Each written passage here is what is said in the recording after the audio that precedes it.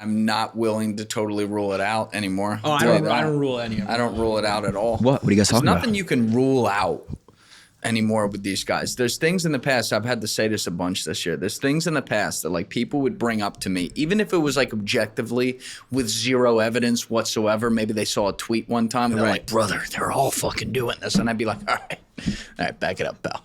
And then, about 3 days after we recorded the last episode, the tranche of the Epstein files dropped, and suddenly it's like, wow, they might be eating kids. Yeah. So now it's like all back on the deck. Can't rule it out anymore. Wait, what? Well, how much time we got? All right, how long are we going to be here? Here we go. John, if you remember, we were together that night, and I hadn't seen the files yet. They dropped, and then we were all at 15 Fox. Mm-hmm. Shout out to yes. Joe on that one. Shout out Joe. And shout out 15 Fox. And you were like, yo, have you seen these files yet? I'm like, no, I'm going to look this weekend. We were recording today. And then I looked that weekend, and this was when Joe was on his internet hiatus. And this is how the whole extra show was born in the week. Oh, and I'm like, I would read emails, and I would just be like, no. No. Disbelief. Yeah. I'm reading. I'm like, I'm reading this wrong. I'm sure there's a good explanation. And then it would be like, get me jerky for the fridge. I really need it. And this is like a billionaire talking to a billionaire. When's the last time you talked to someone who actually eats beef jerky unironically? Never. Right. And then, they're like, that pizza was good. And then it shows like a picture of a pregnant woman. That's the pizza. And you're like, huh. That's interesting. Yeah. And then you just keep going. And like, here's the thing, and I'll emphasize this because I try to look at it like a court of law. If there's stuff that is not like 100% provable in court, where a jury of your peers who somehow hasn't seen these fucking files is going to sit there and be able to say, you didn't prove it beyond a reasonable doubt, then I can't say for sure it happened. Sure. Yeah. But the fact that some of this stuff is still on the fucking table, like, oh, maybe they're cannibals. That wasn't on the table for me in the fall. And you know how closely I've looked at this case for years. Well, and I'm like, I knew these were sick, sadistic motherfuckers. But like, the rape seemed bad enough. And now it's like, oh, they're raping and eating them. And it's like, whoa. So I'm not saying like you can, like I couldn't prove that 1,000% in court right now, the second part right there. I can prove the obviously mass rape beyond a shadow of a doubt. That's everywhere. Like we see that. But like the fact that so many of these people, including like, you don't know who's who. You don't know if you'd look at one famous person and you're like, well, maybe they were just around him.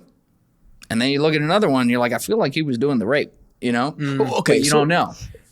And you have something to say? Well, I was going to say, I'm not a rich man, but I do know rich people.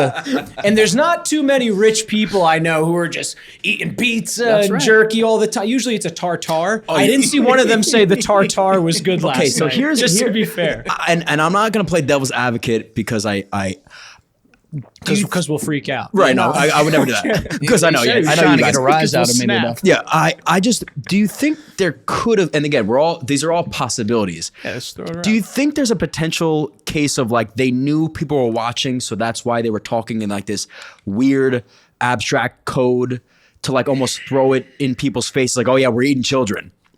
Like that's how ridiculous this thing is becoming. I don't think that. No. Because like, why are they even emailing about eating children? I think it's hubris. Like it's hubris. It's when you're on top and you have all this power. You think you're untouchable. Like I can do what I want here. I'm gonna show it in your face. Yeah, it's Hercules. You mentioned it's okay. Yeah, okay. By the way, John, I don't want to assume, and I'll even say this now. I don't want to look at everyone that's ever been part of any institution or anything high level and say, therefore, they're all guilty. That's how they win, because that's how you drown out bullshit with noise. Right. But the fact of the matter is you have a very, very sick cancerous cell that is quite large and has metastasized across different layers of the highest institutions of society, whether it be famous people, banks, whatever. And you got to kill that cell. And who is that cell? It's just different people. And some of them we can say, yep.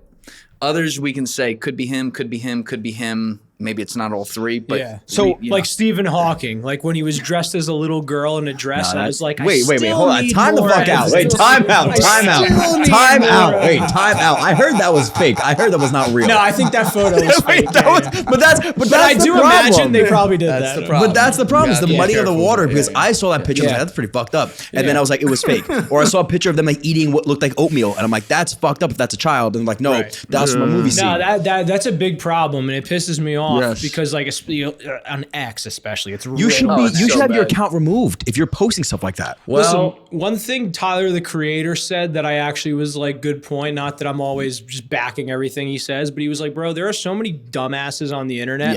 You should have to like.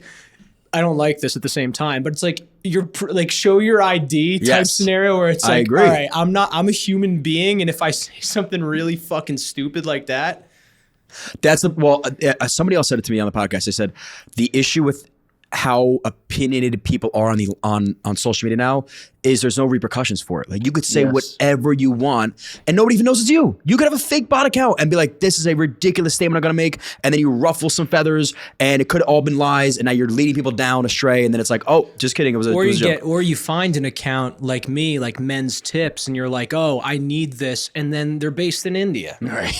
I'm taking tips from this guy? Exactly. Now you feel duped. ChatGPT. Right. What should a man do in his life? It's like, oh, account based in India, and I'm like, the picture is Michael Maddelson. And you thought you had a gold mine there. You said, in this umbrella or this web of people, there's like this absolutely should be burned at the stake. Then there's like the people outside, they're like, maybe they could have, and then the people that are like, there's no way they're committing these crimes. Let's take this circle of people that are yeses. First off, question is Epstein still alive? So, I would have said, I never thought he unalived himself, to be clear. I never thought that. It never made any sense. I would have said a few months ago that I was pretty sure he was dead. I can't say that anymore. I know you had a guy in here talking about it, but when I did that episode on Discovery Channel with Andy Bustamante, that was a real eye-opener. And there was, this is the shitty part about TV. They got to fit 20 hours worth of recording into 41 minutes. It's very, very difficult. And so we knew that was going to be the case. I thought they did as good a job as they could do. Like, shout out to the production team. Like, it kind of was what it was in that way, and it's a solid episode. But Andy Bustamante, I mean, I've known him forever. There has never been a conspiracy that he couldn't, straw man or whatever it is, like take the other side and be like, well, he's good at that, right? Yeah. I mean, that's why he's still on the payroll. Right. And so when I got there, he asked me to do this. I was really hesitant to do it because it was TV. And I'm like, Andy, I don't know how they're going to fucking cut this up or whatever. Right. And he's like, I think it'll be fine. We'll show you before it comes out or whatever. Not that I could do anything about it. And I was like, you know what? Fuck it. I'll tell people ahead of time I'm doing this and give them a warning that if they take shit out of context, you best listen to me because I'm going to tell you what was taken out of context. And that's what we did, and it worked out great. But like when we went out to do it, he didn't tell me what it was going to be on. He wanted to do it like I do my podcast. He's like, no topic discussion ahead of time, just do it live. Like I'll know meaning Andy will know what it is, but he didn't want me to know what about Epstein we were talking about. Oh, okay, got it. But you knew it was Epstein, but like it could be fucking, he was going to be investigating something about it. Got it. He didn't tell me what. So we get there. It's out in Colorado. He's filming it by where he lives. And so he had set up this whole studio.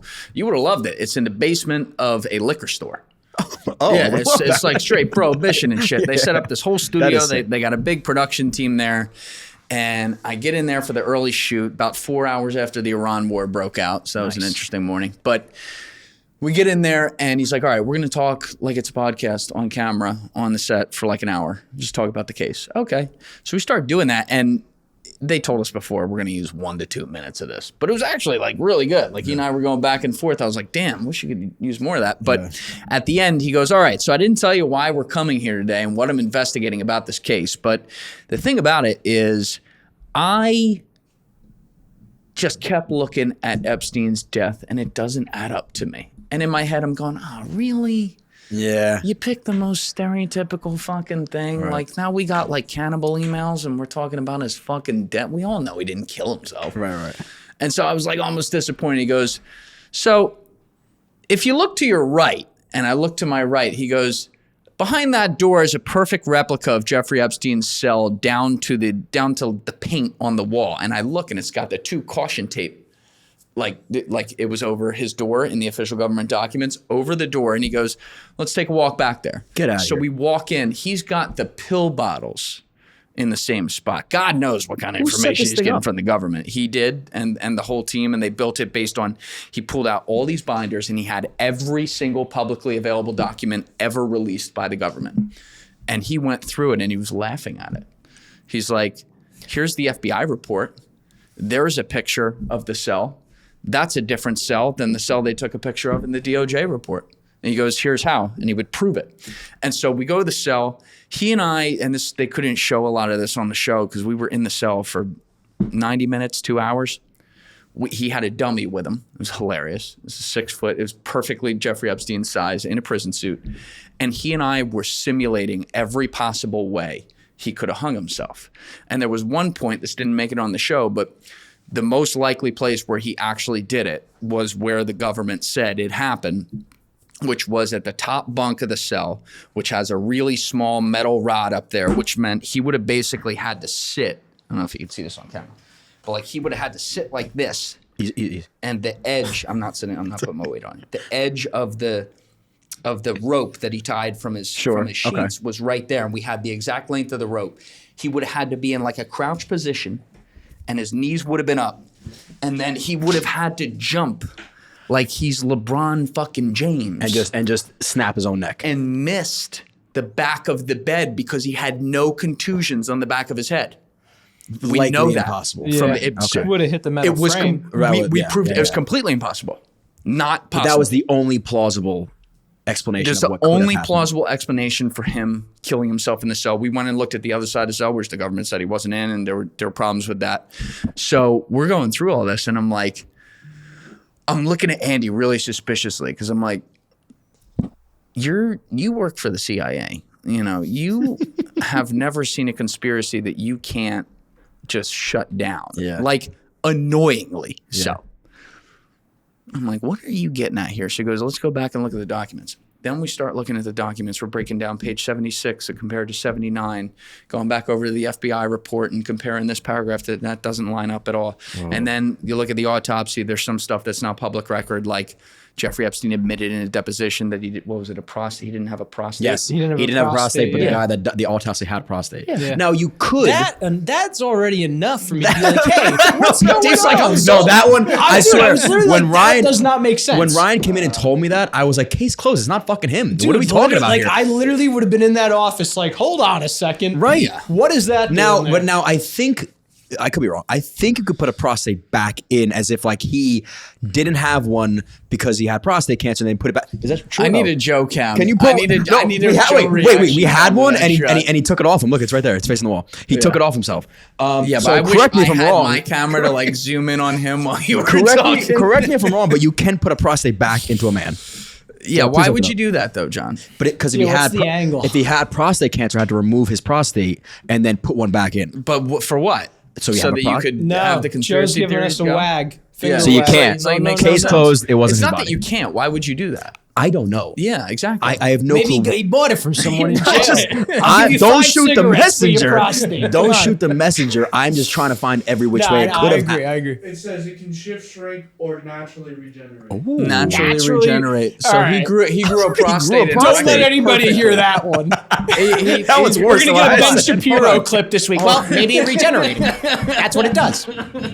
People He grew a prostate in record time, so much so that on the autopsy it says 0 abnormalities or something like that. I mean, it was a perfectly normal prostate. Yes. It's like they picked a perfect apple off the tree. He did like genetics. He did like genetics a lot. Over months to years. Yeah. Months to years. years. To years. So that again, red flag for sure, but it's still not. I was Just a looking at huge red Andy flag. though, like as we're sitting there at the desk going, and now we're hours in. Yeah. And I'm looking at it and I'm like, Are you telling me what I think you're telling me? And he's like, I don't know, typical Andy. I don't know, man. That's why I brought you out here. You're the investigator. I knew you'd be good at this, but I'm just reporting what I see. And I'm like, yeah, but Andy, you're making me think they got him out. And he goes, well, let's go take a look at that. So we go back into the cell. Oh. He brings in the binder. None of this is on the show. The cell on the official prison schematic was laid out like a square. Okay. Or rectangle, whatever you want to say. Yeah. 4 walls. Yep. Not this cell. This was the one cell on the block that had, call it a 4x8 indented wall. Like if you split that closet in half and it was just a little Okay, indent. little crevice. And it's a wall. But 2 things. There's a famous meme. Danny made the meme of it. Danny on our team made a meme of it. But can we pull that up? Can you find that, Deef, on our group text? Deef isn't working. But he had me go. He had me go look at the. He had me go look, stand on the other side of the prison door, like I was a guard, and look in. And he was holding the dummy on the other side of this wall, choking it to death. And he goes, "Can you see me?" And I'm like, "Nope." And it's a funny meme because it just cuts from me to him choking a dummy like a sex doll. That's hilarious. Yeah, that's why. As in, they could have killed him and nobody would know. Yes, no one would know. But then Andy goes, the very first episode, 97, when he was on my show, I remember this. He was talking about different ways to exfiltrate from a country if you're blown. This was like 50 minutes into that episode, and I'm sitting there what the fuck? And he made it sound so simple. He's like, yeah, you stick someone in a canister, MREs for 3 days, they're fine. So he goes, this wall I was able to confirm is a vent. So you could hypothetically come in from the other side, get him into the vent. He could survive there for 72 hours if he needed to. He goes, getting this guy out of this prison is a cakewalk. And I'm like, Andy, the most famous federal prisoner in modern history, you're telling me getting him out of a United States federal jail lockup is a cakewalk. He said, yeah, 3 people. I said, 3 people. And he goes, yeah, 1 prisoner on the inside with the wash cart, 1 fixer man to get in there off camera. A lot of cameras started going out. And then 1 guy to get away outside. But now you don't think that if it's confirmed he was... You don't think the prison was involved with this? You think the prison was... Well, yes, people could have been for sure paid off and stuff, but the actual job would be 3 men. He made it sound like this was on camera and didn't make the cut, and off camera. Easy. It was so black and white to him. 3 guys. He's like, this is a joke. I could be sitting out there listening to the fucking radio, and he walks in, gets in the backseat of the car, and no one knows. So how about this? Because he's making a really good case for this. But you take a guy like Andy, especially, who's very, very good at being the antithesis of whatever anybody else says. Right. Do you think he could create as strong of a case as to how he's actually confirmed dead? As strong? Doesn't that scare you that he's just so good at what he does as far as That's a great question. Cases? I think if you gave him enough time and enough documents to pour through, without knowing all the details off the top of my head, I'll bet he could make as strong of a case. Yeah. There were just things in this that he showed me that I had never even seen on the deepest, darkest corners of Reddit. Yeah. Okay. Where people are pulling on everything. And I'm like, oh my God. Now at the end of the episode, because he has an 8-episode series where he investigates something different every time, he does on a scale of improbable to not possible to possible, I'll score this one improbable. So he kind of hedges. But I can tell you, and I've said this on the show, in person, on and off camera, I'm telling you, Andy was like, they got this fucking guy out. That is where he was. Wow. He was trying in every way to not say that sentence. Right. But I would look at him, I'm like, Andy, you understand what you're telling. I was having I called him halfway through. I'm sure that's on the hot mic fired somewhere. Up. They were definitely in the studio, this is fucking hilarious. This guy's freaking out. I'm circling a dumpster outside. You're not gonna believe this shit. I think he's alive. Yeah, I'm just go crazy. I'm sitting in my kitchen Oh, wow. You're like, all right, Like Julian. staring at a bowl of yogurt. Why don't you go take a nap, buddy? Yeah, you just see it's like The Office. You see a faraway shot of some Just dude like, circling the dumpster. I'm just looking at the granola like fall into the yogurt more. I'm like, You're like, no way. He's just tripping That's balls. crazy. It's crazy. It's so crazy, Julian. Yeah, but that was so. I'm not certain they got him out, but like it's a very real possibility that they did. But like all these images floating around online are AI. They're not real. He's not Palm Beach Pete. If he got a fucking face transplant or whatever these people do, Right. I would have asked to be an Asian guy, like something totally different. Of course. I don't know how. You're not gonna be no, but because I think that you have that same skill of just being a really good debater, investigator. That like if I challenged you, and I'm gonna take like maybe you'd be able to do this, your most passionate topics, Epstein, Israel. If I said to you, "Hey," why'd you say it like that? Because I was scared to say it. If I forced you in a court of law to say you have to take the side of the opposite of what you normally do, you'd probably begrudgingly do it, but you'd probably be able to do it in a. I could do it. Right? Doesn't that scares me with a lot of conspiracies, and it also scares me with like anything that people are super religion, for example. I'm always intrigued by like religious debates. Mm-hmm. And it seems like it's just like whoever's the better winner in this argument, who's a better debater, if you're the atheist and I'm the believer, that's who comes out on top, who wins the debate online. But that doesn't necessarily mean it's true just because you're a better debater than I am. So I guess for something like this, we'll never really know the answer anyway. But that's the thing. You could do that about anything. Correct. You could steel man the case and be like, OJ definitely didn't kill his wife.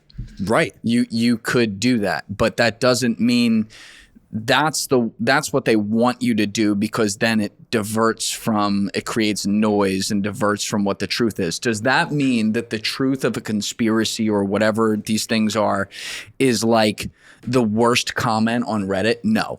Does it mean for sure some of the things that I can't rule out that I was talking about earlier definitely happened? No, it does not. Right.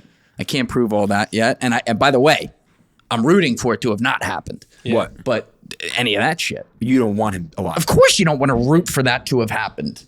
Like, they were fucking eating kids. Oh, no. Like, man, I hoped it so that we're right about how bad this is. They were actually doing that. Right. Like, no. But don't you think we've made such a, I don't want to say mockery, we've made this such a dramatized movie that like people are rooting for the worst case scenario. They want something, because the boring news will never be enough. If we said, all right, confirmed they were not eating anybody, that's not enough for the audience. It'll never be enough for the audience. Even if we have a picture of somebody eating a child, they want more and more and more. But they yearn for it at this point. Yeah, I think there's something to be said for that, and that's why I agree. The way we do it, because I think we started this tangent a while back with seeing those files for the first time, and then Deef and I would do this Patreon episode every week that 20 people watched, and so he comes in on Tuesday that week and says, "All right, I've been off the internet for 3 weeks. I just took a gummy. You want to teach me about the files?" I was like, "Yeah." So I pull up Patreon. I pull up 10 emails. I know. I pull up 10 emails. And I'm like, all right, let's roll. And we record 95 minutes. We put and I have a little crash out in there that was very honest. They kind of is this the what is your excuse clip? Yeah. Pull that one up. Pull that one up. Yeah. So I have that little crash out, and at the end, Deef's like, "Oh wow, this shit's kind of fucked. All right, I'll put it up on Patreon." So we put it up on Patreon, and everyone comments, "You must make this public. You must make this public."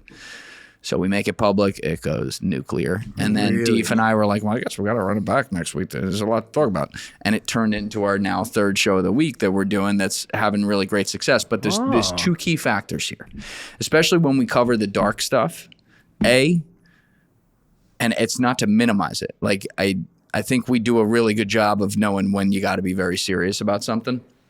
As much as you want to be Tim Dillon for every fucking thing there is, like there's a time and a place for that. Sure. Yeah. But we do things through a comedic lens conversationally and go through it because we're just like everyone else out there who's listening, which is wondering what the fuck is going on here. And then B, I'm an optimist. So even in a year that's been a little darker with some things, like I think we'll get through things. I think there are a lot of good people out there. Some of them maybe are less distributed at high institutions right now. Yeah. Okay, let's fix that. Maybe you got to pull the pillars down and rebuild the foundation. You don't need to burn the whole thing down, as fun as that is, and as much as I'm like, fuck yeah, let's do it. Yeah.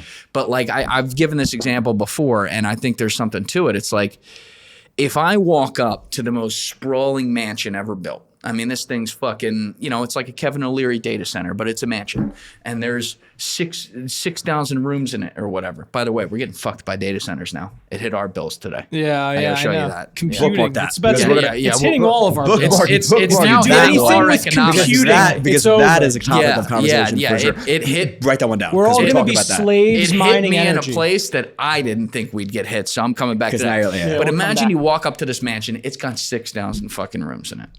And there's been an enormous breakout of asbestos and termites that are immune to asbestos. Okay. And it's not in every single room. You don't know how many rooms, but it's a lot of rooms. And there's two options here. And this is a historical place. I don't know, the fucking ancient Romans built it or some shit. Like it's got a lot of history. And you look at it and you go, all right, we got two options. We can just take the L, burn the whole thing down and, build some new boring fucking modern monstrosity. Just because, we don't want to take the time. Okay. Or we can throw on our hazmat suits, get our rubber gloves on, and go room to room for however long it takes and just drain out all the rooms with whatever chemicals we got to use of asbestos and termites, and all the other rooms that don't have it, mark off as clean and, separate them or whatever. The easy, more fun answer is let's light this bitch up like the 4th of July. Right. To quote Danny McBride. I like that. Okay, that's the fun. That's also the more cost efficient. It's cost efficient, and that's why they're going to go with that one. Just saying, spoiler alert. But that's no. They don't want to go with it because the people in charge of the money don't want to burn. I should say that's what we want. That's what we would want. Can I ask this? Yeah. What is this analogy to? I'm explaining. Okay. So if you have it, you could burn it all down, which is like what we want. That's my first reaction. Burn it all down. Right. Or you could be like, well, if we burn it all down, there might be nothing left and we might actually fuck ourselves by doing it. So I'd rather do the asbestos route. The problem is they're not even letting us do that. How many people are getting prosecuted over this? None. Instead, they're like, the rent on that room you're staying in the house just went up 30%. That's right. You're welcome. That's right. Your hard drives that cost $115 last month, now they cost $285 because Kevin O'Leary's building fucking data centers. I shit you not. That's what's happening. I went to buy hard drives today. I store every episode on these hard drives. I saw that picture. Right? Yeah. It's computing. And I've been doing this since the beginning. And the price has remained. It's like one of the few things that hasn't even been hit that much by inflation over time. Yeah. And so today I go in there, I'm going to buy hard drives and I'm like, what the fuck? They're $285 now. They were $115 3 months ago. So I go to Google. Computing. Google. Why did WD raise the prices on hard drives and why? And here's what Google said. Yes, Western Digital raised prices on external hard drives, driven by Apple Insider reporting massive enterprise and AI data center demand that consume manufacturing capacity.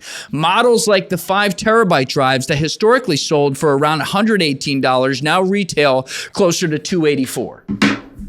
Yeah, I mean, this is real life now. I bought 3 hard drives where I could have bought 8.5. Yeah. What were you saying? Yeah. No, I was just saying because of this, I don't know if it'll last, but there will definitely be a point where computers, the computer that you would have paid $500 for will probably be $1,000.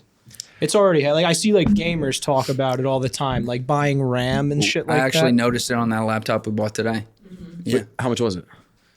The one we fill out all the custom models to get what we need.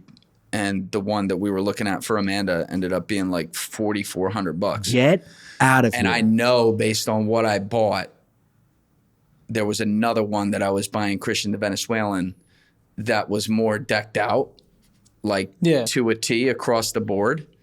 that when we were going to buy it was only about $600 more than this, and that makes no sense because he had all the souped up editing stuff. All hardware That across is- computing is going to just take tripled. the hit from this. Like, dude, buying RAM, like, and it's if you don't get it, it doesn't make as much sense. But like, if you're like a gamer and you're like, oh, I want to make my computer more powerful, you'll buy more RAM. They said that's up like 70%.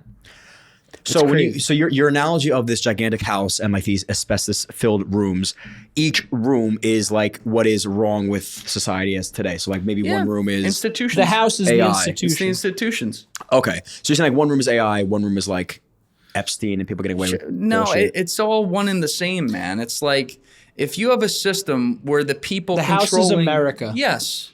Got it. Yes, the house is exactly. And it's like we can mitigate the issue and go room by room, and you just might have to sleep in like the closet you have on the first floor because that's untouched. And and it'll take a while. it'll take a while, and it's like, all right, at least we'll have a roof over our head. But they don't want to do that. They're just like, oh, just stay in your room and They just wanna burn inhale it Rome. deeper. And it's fun to say that. And I will admit it's fun to say that because I think about that too. It's like burn it down. Yeah, it's But I think we that are. I think We're that in the that's house. I think that that's the idea though. House on I fire. think that What are you gonna I do? think we gotta like fight some of that urge, and people hate when I say that, and I understand it because people are righteously mad. But like, you know, people can't pay their bills anymore. Half of Americans don't have $500 in emergency funds. Yeah, that's While we crazy. have more, we just printed a trillionaire in Elon Musk. We have more people. The winner take all aspect of society has gotten to a point that is beyond a wealth gap at this point. Steven Pinker has that famous chart, and I say this, Steven Pinker, unfortunately, is another guy in the fucking Epstein files, but still a smart guy. And his whole career has been talking about it, actually something positive from a psychological standpoint, a lot of his career. And that is how statistically, by every measure, we're at the best time in human history. Correct. And by the way, he's right about that in a lot of ways. There's one chart in his 2018 book, Enlightenment Now, that was really alarming to me back when I read it at the time. And it was a chart that showed the wealth gap from the early 80s to that point. Yeah. And it's making a V. And what people don't understand is that if you study history and you study any empire, any kingdom, any economically successful place of living that ever existed, there are multiple factors that always lead to it coming down. Certainly trust in institutions is a factor, and that is hand in hand with the separation of elites from the everyman. And we are seeing that at a level that I have never seen in my life to this point, where it is so separated that the trust is gone. Now you're looking at how openly these people talk on Gmail fucking accounts, meaning you said something earlier like, you know, they're just talking in a place where they thought people might be looking. No, that's the point. They thought they were above discovery in a fucking civil lawsuit. They thought no one was ever going to look at this. They're like, oh, we'll do this on Gmail. We'll talk. Who the fuck cares? No one's ever going to look. Those peasants. Yeah. You know, and there are, you know, this whole thing of people thinking that their vote affects things in a very meaningful way is dead. And it should be. This is one thing I've been trying to tell people for the most part for years. And like, it was just very obvious to me for the last 9 years. And now it should be a lot more obvious to people. You thought that like Donald Trump and, well, Keir Starmer just stepped down, but Keir Starmer and, you know, the leaders of these big countries, Modri and in India and stuff, you thought these guys were the top layer. They're not. They're not even the second layer. They're the third layer. They're the people that are allowed to exist by the people who work for the people that decide whether or not they're allowed to exist. And that as a case has been proven to me beyond a reasonable doubt at this point. I could think of it this way. You know how the feds make RICO cases against criminal organizations? Sure. I could go into court right now with the 3 million files that we have, to say nothing of the 3 million files we don't have, along with all kinds of other circumstantial evidence. And I will bet that if we have a good dream team attorney team of like good, solid people to go up against their people, we could make a RICO case against these people and be able to prove that there is a fucking illicit enterprise that has happened that has put people in power that are not supposed to be in power and just work at the beck and call of people who people didn't fucking vote for.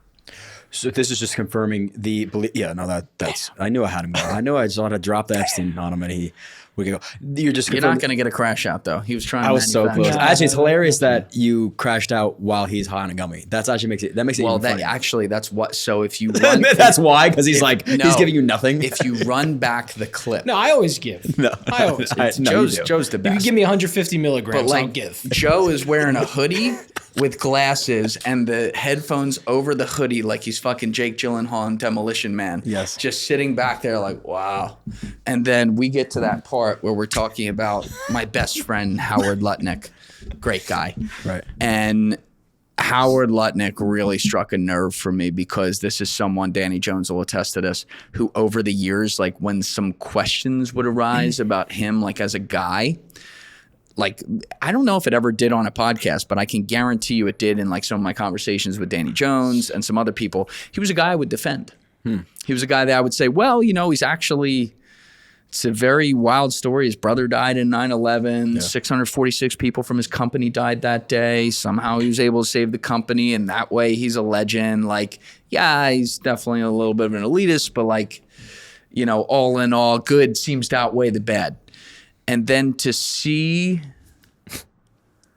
the lengths that he went to lie so provably about his relationship with Epstein in every facet of the lie. I mean, he had the audacity. You want to talk about, again, goes back to your point about these people talking on Gmail, thinking they're never going to get seen. Yeah. He still thought he was never going to get seen in the summer of fucking 2025. He gave an interview on camera with the New York Post where he goes through this whole thing, and you saw it in the cutaway to my clip, where he gives you the visual. He's like, so I go, because he lived right next to Jeffrey Epstein, by the way. We knew that. That was always something people asked me. I said, yeah, that's sketchy. That's weird. In New York. Upper East Side, yeah. I mean, it's public information. He lives right next to him. Yeah. And he didn't live in the house till 2005. So for 14 years, minus a couple years where Epstein was on, his little government hangout at prison, big air quotes there. Right. Epstein was living next door to him. And he tells his whole story about he met Jeffrey Epstein one time. And just watch his hands, like when he's telling this story, and they just like the way they move around. I'm like, how did I not see this? And he goes through. So I go over to his house, and there's with my wife. It was with his wife. He wanted to make sure he said that. And there's a massage table in the middle of the room, and I'm just like, did you have a massage table in the middle of the room? And Jeffrey Epstein tells me, yes, because I need a massage all the time or something like that. And then he leans in real close and says, the right kind of massage. And he goes, so I took my wife and we left. And in the 6 to 8 steps, which actually it's about 20. We counted that off when we went there. 20. It's about 20. But he said 6 to 8. In the 6 to 8 steps it takes to get from my house, from his house to mine, I told my wife that I will never, ever hang out with that disgusting individual ever again. So I was never involved with him with business, philanthropy, or personally. And you can see the clip we put together, which was one of my favorite edits I ever did. Like I put it together and then I brought Danny Gonzalez over, shout out Danny, for like 6 hours to finish off like the perfect sound details and everything, where we have the highlights as he's saying business, highlights of emails that show him conducting business with Jeffrey Epstein. As he says philanthropy, highlights of him asking Jeffrey Epstein for philanthropy donations to his fucking organization. 2012, 2013. Yeah. As he's talking about personal, him talking about taking his entire fucking family to the island, and then there's a picture of it too, which he did. And then he made sure in his hearing to be like, but nothing untoward happened. We were there for about an hour. First of all, Deef said, who the fuck goes to an island for an hour? I don't think you could do that if you wanted to. You can't. He goes, and then he says, and I left with my wife, our kids, and our nannies. Was it like an option that the nannies were going to hang back, like to get raped or some shit? Like, what the fuck are we doing? Right. So Deef pulls up that email where he sends an email 7 years after he said, I'm never going to associate with that disgusting individual ever again, where he goes, hello, Jeffrey. I am on my yacht in the Caribbean, and I'm here with another couple. He names them, and all of our kids. He doesn't name any of the kids. He just gives their ages: 16, 14, 11, and 8. So we'd like to stop by the island yacht, and at the end of that, I'm reading it, and I'm just seething. And when the last line comes out, there's a pause and you can hear it on the clip. And Deef, who's like a little bit high and like a little bit delayed, just goes, "Ah." And I went, God damn, I'd lost it. I totally lost it. And it was kind of biblical. And then it ended. But again, we thought 20 people was watching this on Patreon. And then suddenly I'm scrolling on Instagram and a lot of people in Pakistan are making this clip everywhere. That's and one of your most viral clips. people were seeing it. And that guy, Howard Lutnick, disgusting individual, he then went and did a public hearing 3 days later after he paid the GOP Congressional Committee Super PAC $5 million. Yeah. We found that out later. Never did that before. Yeah. He goes in front of this hearing, and this is the Commerce Secretary who's pictured next to Donald Trump all the fucking time. Doesn't resign. Doubles down. He's like, yeah, I lied. Sorry. And then goes to bed. He's still working, bro. He's sitting next to the president of FIFA at the fucking at the soccer games. He was at the Knicks game, too. He's at the Knicks game courtside. He'd taken pictures with Elon Musk. Like, he has not had, forget the fact that Donald Trump should be shredded into eternity for not firing him. He has so much fuck you, normal man, hubris, that he still lives next to Jeffrey Epstein's old house, and he still operates today, at the time of this recording, on July 8th, 2026, as the Commerce Secretary of the most powerful nation on this land. And if he is the poster child for me of this class separation and how these people think, and unfortunately they continue to be proven correct for now, that they are better than all of us. And I say they're proven correct not because they're right in theory, but because we still, as a society, are allowing that to happen. And I'll say this, and I want to be very careful how I say this. A couple things. I've said this. When you see Howard Lutnick in public, do not invade his space. Do not touch him with your pinky. Do not give these people what they want. Don't do anything that could even be slightly called against the law. Yeah. But practice your First Amendment right. And if a demon like that shows his face in public, I don't want to see you heckling the fucking San Antonio Spurs. This is a basketball game. Yeah, I'm glad for New York the Knicks won and everything. But like, heckle that guy. Yeah, right. Fuck you, Howard. Make his life a living hell. If Howard Lutnick had just come out and said, I lied, I'm sorry, even though he's probably not sorry, and resigned and gone away. Yeah, I would hate him. Yeah, I would still rip him once in a while. Yeah, I wouldn't let it go. Yeah, I would want them to look into him from an investigation standpoint to see if there's things beyond just what we've seen in those emails, for sure. But like, life would go on. And if he were at the supermarket, I'd just give him a look and get on with my life.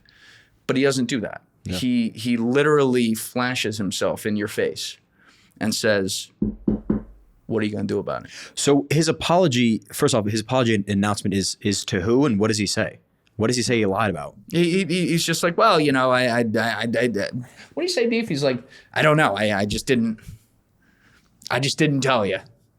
Wait, so you didn't, you went and did this whole fake story on a public interview when you knew people were asking for these files as a campaign promise, when you're like the transitional head of the fucking incoming administration by the time you went to do that, and the Commerce Secretary. You do this whole thing, and you knew that you were friends with you were fucking neighbors with him, and you still did that. And now you're just like, yeah, I couldn't tell you why. Like, they think you are so retarded. And if this keeps getting shoved under the rug and allowed to be in the past because they want to distract with a war, with the fucking missing scientists, all this different shit, which I'll cover, but we'll come back to this, you know, then they win.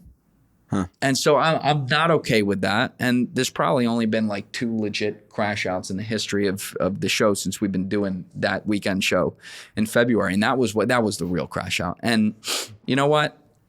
I don't love doing that, but it was the most honest crash out. I didn't know it was coming. It just happened. Right. And, you know, he don't like me very much, and that's okay with me. How do you know?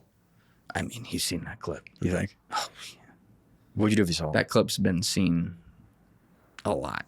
I still see people remaking that clip every time. 30,000 likes, 100,000 likes. Yeah, that's a good one. That's been seen a lot. So he blatantly lies, doesn't really apologize, but kind of apologizes for it. What would you like to have happen? Resign, Trump, go away. Or Trump fires him. Get away. Trump should have fired him immediately. Let's not exonerate him on this. Does Trump discuss or talk about this at all? Does he address this guy? No, he lets him stand right next to him. He has him negotiating deals. Do you think it's a blatant? Donald Trump has covered up the files, and you have to ask yourself why. Especially when he went out of his way to promise on his campaign that he would bring them out into the open. Now, to be clear, every administration for the last 5 administrations has covered these up. Right. This is a Democrat and Republican problem. Why do you think? Give me your least conspiracy answer. My least conspiracy answer is that Jeffrey Epstein introduced Melania Trump to Donald Trump. Even if there was nothing criminal about it. I said least conspiracy. It's not That's least not a big conspiracy. It's not a big conspiracy at all. She's an Eastern European model. That's where he recruited from. This has been talked about for years as a real possibility. You think Epstein introduced Trump? I think it's a strong possibility. Yeah. Because there's a lot of timing. And I still say this: if I can find evidence that the sitting president, Donald Trump, and because he's the sitting president right now, it has to be a high burden. Okay. If I can find evidence that shows that he was doing any of this stuff for Jeffrey Epstein, I'll be the first guy to come out and be like, boom, got him, but needs to resign. Right. There is still evidence that some of it looks bad for Donald Trump because he's known him for years. There's videos of it. It looks very creepy. And we know Donald Trump like young women. But like, I still don't have a, the smoking there it is. gun. But on the Melania thing, we may not have a smoking gun, but there is a lot of smoke on that. And we all know when it comes to our women, all bets are off and people will do some wild things. And you have to wonder why, like Donald Trump has always been the most poll conscious politician in the history of politics. He understands so well crowds, and he understands that all you got to do is tip a crowd like that. You don't need it like that. You just need it. You need that 51%. Once you got that, you can go at it full force, and maybe you can make it 54%. Right. You're going to make that 46 hate you even more. But you got the masses. 54, yeah. And so this guy paid attention to polls we've never heard of in our life, except for 2 issues where he's outweighed 90-10 in some cases. He goes out of his way to take the total opposite stance. Those 2 issues are Epstein and people's attitude towards the government in Israel. Mm-hmm. Why is that? You have to ask that question. We'll get to it, but we see a bit of a shift on the second currently. Not well, only because Daddy told them they're allowed to have a shift. Yeah. But when Daddy, who's Daddy? Trump. But when Daddy 2 months ago said, you don't say that, everyone was like, hey, you don't say that. You hear what he... But now Daddy's giving them permission. J.D. Vance is giving them permission. And now people are like, yeah, maybe this isn't that great. But that's my point. He's shifting. Well, midterms are coming up. For the moment. Midterms are coming up. J.D. Vance is setting up his presidential run. It's all... Just fucking, it's biz. Circus, it's all biz. Okay, so you guys don't believe a thing. I won't. No, it's not about you not have to believing see a thing. sustained It's strategy. Right? They're politicians. It's strategy. J.D. Vance knows that he can't lose the base. Exactly. And the problem is the base doesn't like this war. They don't like this government. So he's like, okay, I got to keep this base because in a few years I'm going to be running for this shit. So he's going to come out and say it. He's going to say the thing. Okay, that's obviously... I don't think it's like conspiratorial. It's more just like it's politics and strategy. It's long game strategy. But you don't think there's any sense of like maybe they actually don't like what's going on? And they're kind of fed up with, they thought it would go a different way? J.D. Vance never liked it. My thing is... That's true. And he's never shifted from that vantage point. But my... his opinion's always been my that. thing with all of that, it's the same thing I said with like Tulsi or same thing with like RFK. Still spineless. Like sick. Sick, you didn't like it. Why didn't you do anything? Why didn't you Because do you it ate the before they dick killed all and the you kids? went along with Yep. the rest of the narrative. Yep. But that's my issue is like, oh, it's the same shit every time. This person's going to come in. Tulsi Gabbard's going to come in and put a wrench in this thing. And you're like, oh, fuck yeah. Like, she's honest. Yeah. And then she gets in and you either swallow it or you fight back, and they all just swallow it. Yeah, the one And maybe I would too. Maybe everyone would, but like it still doesn't negate the fact where it's like, yeah, but JD hasn't liked this the whole time. Yeah, then why didn't he stop them bombing a fucking bunch of kids 2 months ago? That's right. He gave the green light. Year ago, 100%. Yeah, that's why I'm like, when I see them change their tune now, and they're like, Israel just can't bomb their way out of everything, and it's like, all right, well, guys, you've been given the green light for quite a bit. Yeah. There are things, and John, like this is where I'm actually gonna start dealing with more language head on as we talk about it as a public, because I think it's important. There are things that people in the public domain, myself included sometimes, are still calling conspiracies, which is a literally set up derogatory term for things that have hardcore evidence. Is it a conspiracy that people killed John F. Kennedy and it wasn't just a lone shooter? Sure. Lee Harvey Oswald? Absolutely fucking not. Yeah. It's not. We know, this can be proven, you know? And so when we're looking at things that can be proven and things where people tell you exactly who they are and show you through actions who they are, referring to it as like, oh, it's just big conspiracy. It's not. That's how you demean the conversation. I deal in facts. Does that mean I'm always right? Absolutely not. But what I will do is I will bring evidence to things. And there are things that very rarely you're 100% confidence on. It's usually high level, 30,000 foot in the air stuff. As you get a little closer to the ground, your confidence interval, as much as you may not want it to, does have to come down. Does that mean it comes down to 10%? Absolutely fucking not. You know, so you have to, like, Deef's 100% right. And that's why I'm like retweeting it the whole time he's saying it. It's spineless to now be like, oh, it's safe to talk about this now. Yeah, that's 1.2 million displaced Lebanese ago, fucking whatever it is in Gaza. It's like, that's how sick it is. I got to say, whatever it is in Gaza, tens of thousands. Right. You know, and now you have Trump suddenly coming out when it might be a little safer to do it because Israel's government has fucked themselves over to the whole world, coming out and being like, yeah, you know, they blow up a building to kill one guy. They take out 130. They've been doing this With for our 75 years with our money. Right. You're not courageous for doing. Now, listen, I'm not going to be one of those guys that be like, well, you shouldn't have even fucking said it then. Yeah, I'm glad someone's finally saying it. Okay, that's where I want to. That's kind of not my point against you guys, because I think we're all in agreement. What else do people want? Like, you guys wanted him to. You guys are not you guys ranting and raving. Open your eyes. Open your eyes. He opens his eyes, and now you're like, well, it's too late now. Isn't this what we wanted, John? It's not a left-right divide. No, it's an up-down I don't think divide. He's saying that. I agree with that. I know. I'm taking My the question point is. somewhere My else. question is said person genuinely opening their eyes, though? Right, and I guess And we'll we never all know. gotta weigh that. We just got to Yeah. hope that that's the case, or we Yeah. hope that it leads to the same result as if he was. For sure. We don't care. We do care, but we'd rather him take those actions, whether it's because, and that's everybody's sentiment. It's like, oh, well, he's only doing it because of this. Right. Okay, the net result is the net result, and you don't really know because you're not in those meetings with him. You may listen. He's a very egotistical guy, and he wants what he wants. And so, if anybody's going to little. take, you know what I mean. So, Yeah. like, if this nation is now taken away from his character and saying he's weak, and he's going the opposite route of what he once was, I feel like that's kind of a good thing. And everybody's but everybody's still going to keep You have talking to shit and see saying it's long-term not long enough. actions. We've seen For 2 sure. weeks. I would say too that they've proven he's weak already, though. He's took it. not running the game. He took it. Yeah, he's not. If he was He running took the it forever. game, half of this shit wouldn't be going on. He's not like I running the said, game. the poll has been so skewed against him forever, and he has tripled down over and over again on those 2 issues.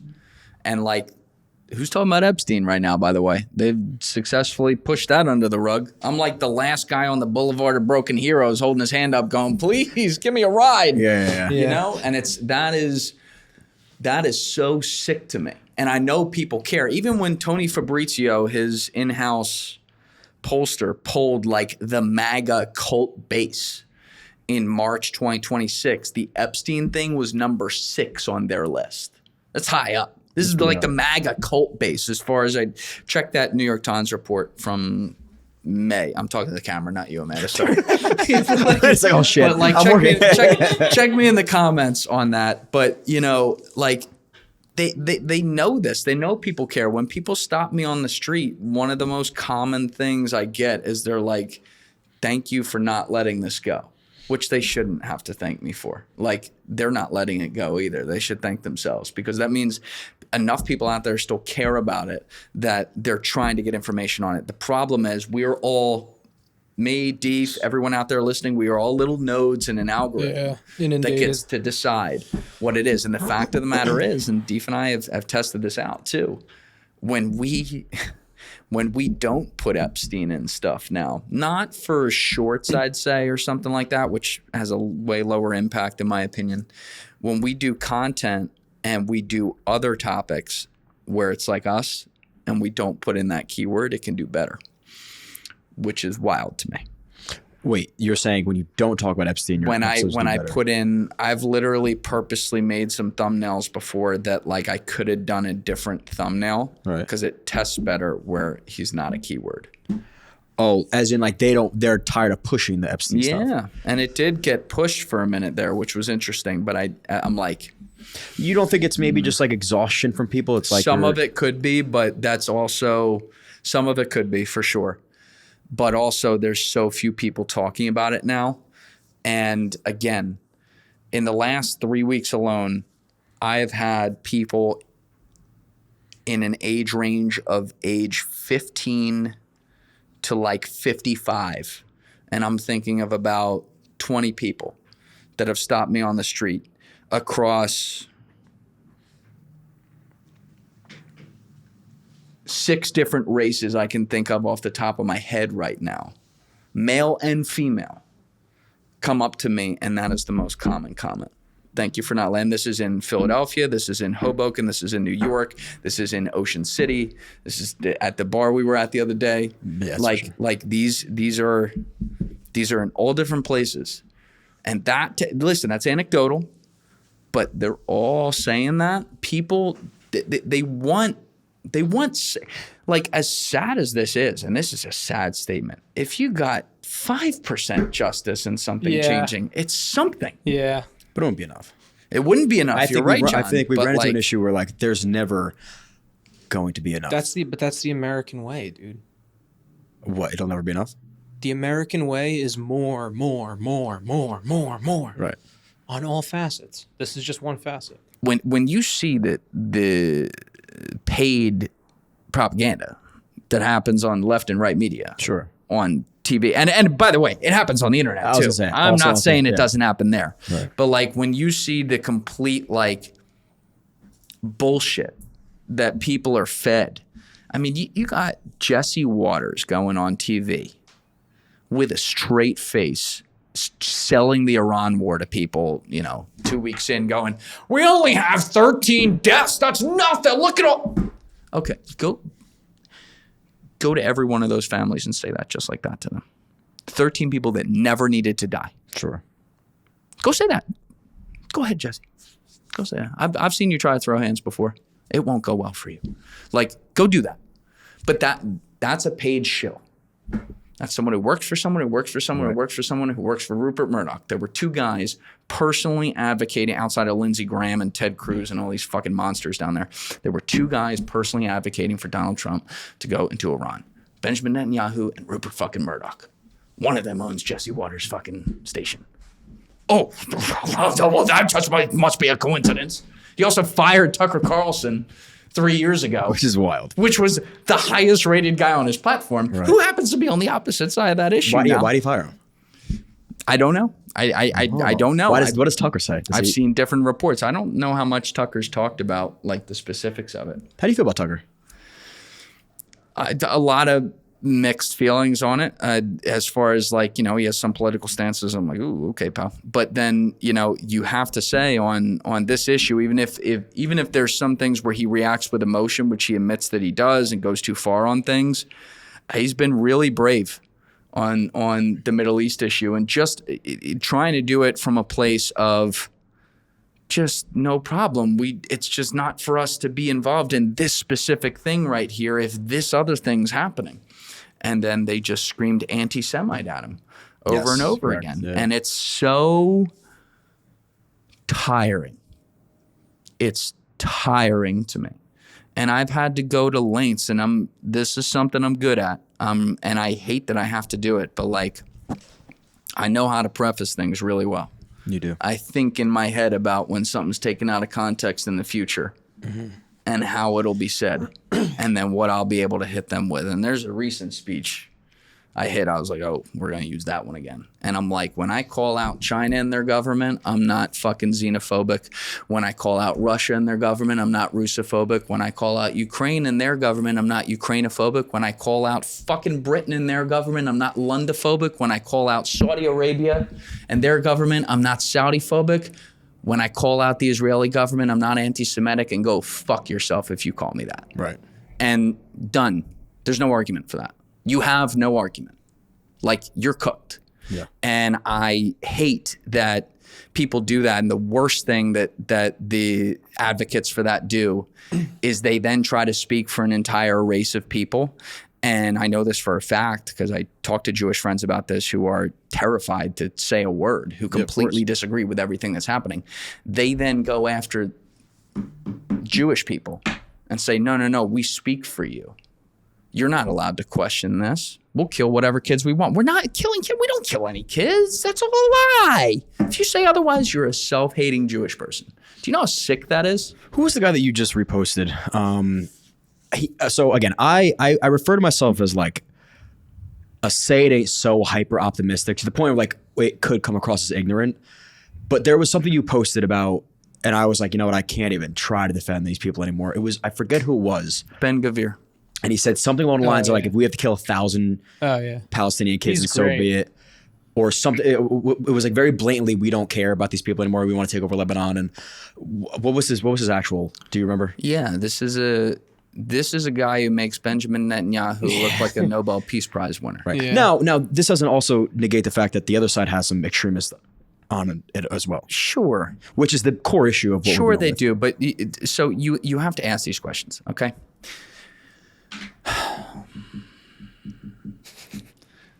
Sorry. In 2036, and I hope this doesn't happen, in 2036, when an 18-year-old kid walks into some grocery store in some country, pick a Western country, it could be the US, it could be Europe, it could be Israel, and blows up 100 innocent people, I'm going to condemn the act in all its forms. I'm going to condemn it in every way. And I'm going to say this is wrong. Right. It's horrible. You never do that. But I'm going to look at it and I'm going to ask the question, how did this kid get there? Yeah. And here's the difference. Now, I'm going to be able to see video of that kid in all likelihood in 2025. Yeah. As a 7-year-old, standing next to the bodies of his mother, his father, his 4-year-old sister, his older brother, who was like a father figure to him in the rubble, blown up because one fucking Hamas terrorist needed to die. And they just said, well, we'll kill the other 200 too.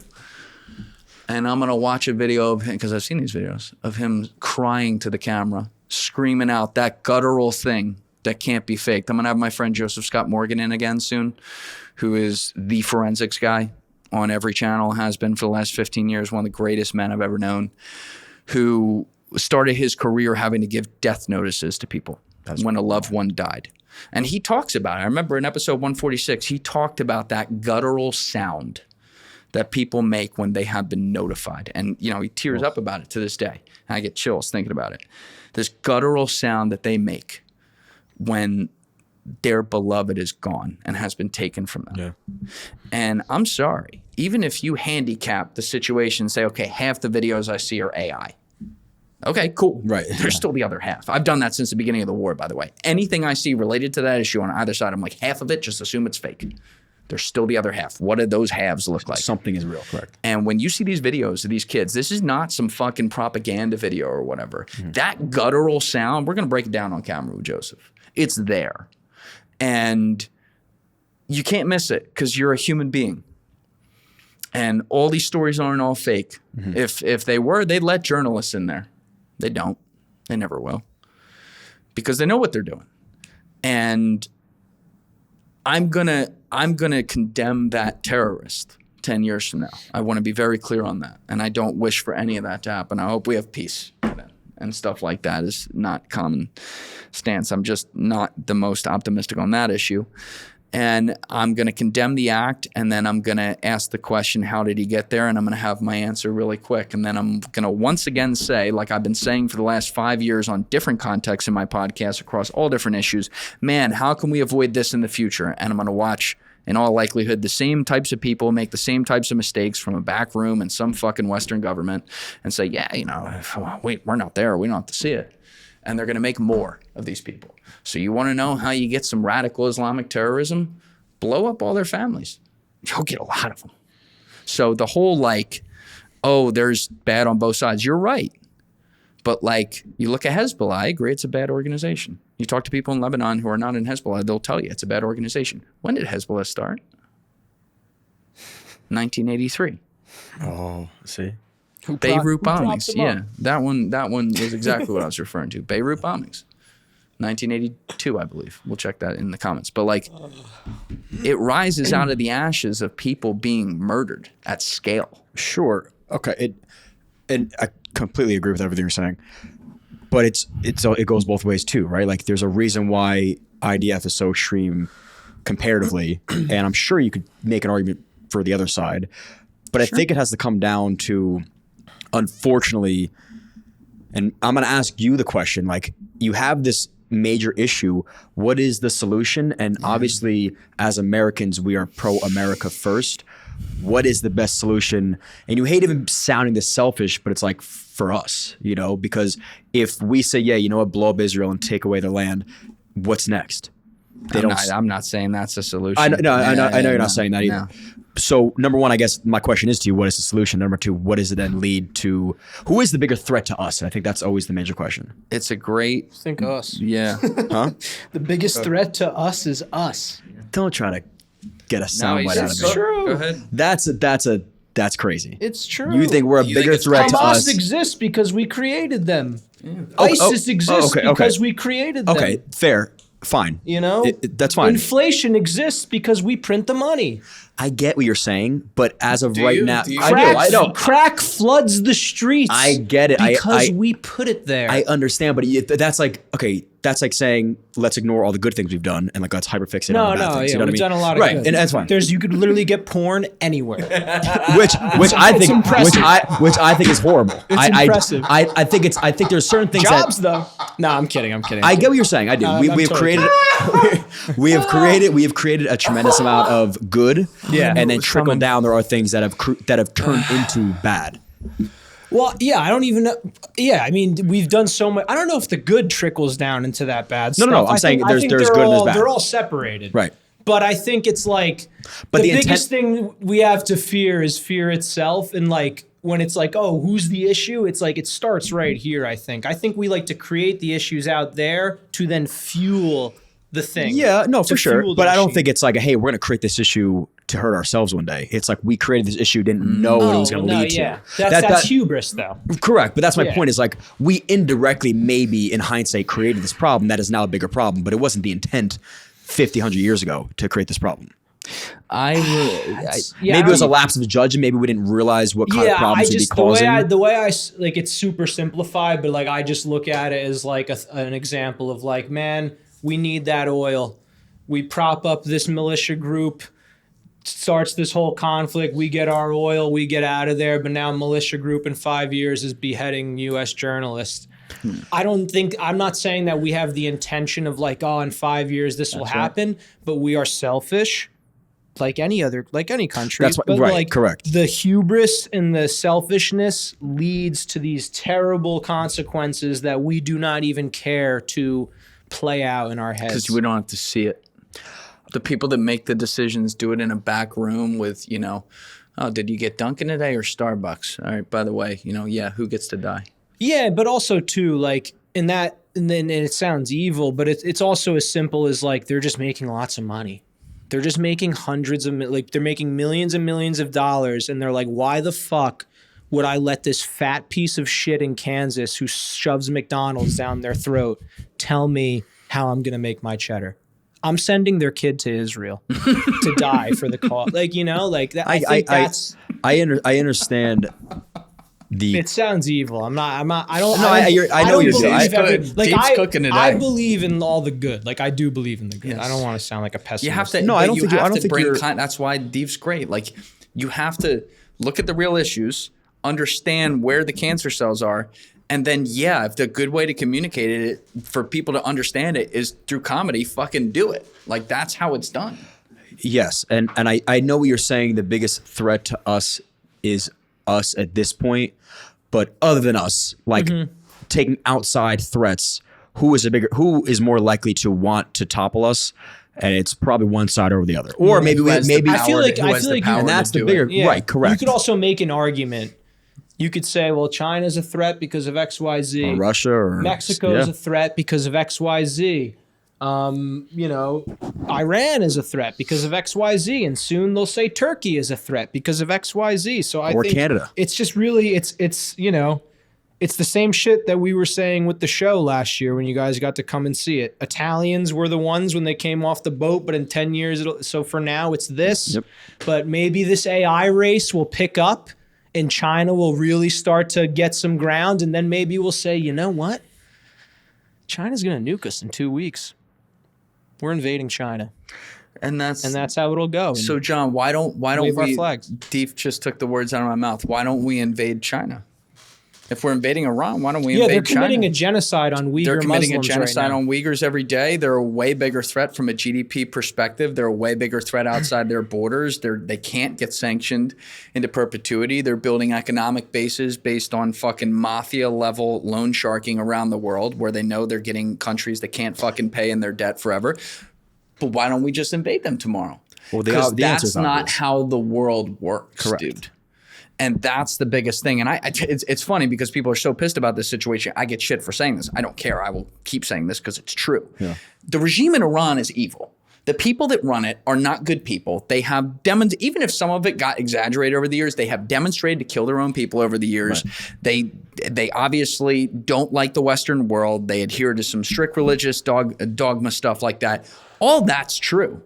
But like, even with all their oil, of which they have a lot, they're so powerless that Scott Bessent, the Treasury Secretary, could go to Davos in January and laugh at the cocktail receptions with everyone, bragging about how he was going to create these new economic sanctions that were going to force people into the streets. And because the regime's evil, which he's right about, they're going to kill all the people in the streets because he's going to crash their currency to zero with the stroke of a pen. That's how little power they have. Mm-hmm. And that's what he did. And so I say it's awful. We don't know how many people they killed, but let's assume it was a lot. I don't know. People argue about that. Let's just say the regime killed some of the people that got in the street. I think they did that. Okay? Yeah, they're evil. Yeah, they did that. If I see the fentanyl addict outside, tweaking though, and I say, and I see him running up on every woman that walks by and whatever, and I say, let me go get my AR-15 and load it for him and go hand it to him and then walk inside and let nature take its course. In a court of law in the United States, do I get charged with a crime? I would assume so. You bet your ass. So what's Scott Bessent then? I've quoted this a bunch. It's like the old Omar Little line in The Wire. You got the briefcase, I got the shotgun. It's all in the game though. It's one and the same. And that's why Deef's point is well taken. I remember when I was recovering from my second shoulder surgery in 2018, one of the things I got really into when I was in like the first 3 months of rehab where, it's like you're doing this, you're doing this, right. You're doing all this stuff that's like very boring, but you got to do it and you got to attack it hard. I would listen to some YouTube videos of different guys, with the music in the background, like motivation, whatever. And some of the ones that stuck out the most at the time were the Conor McGregor videos.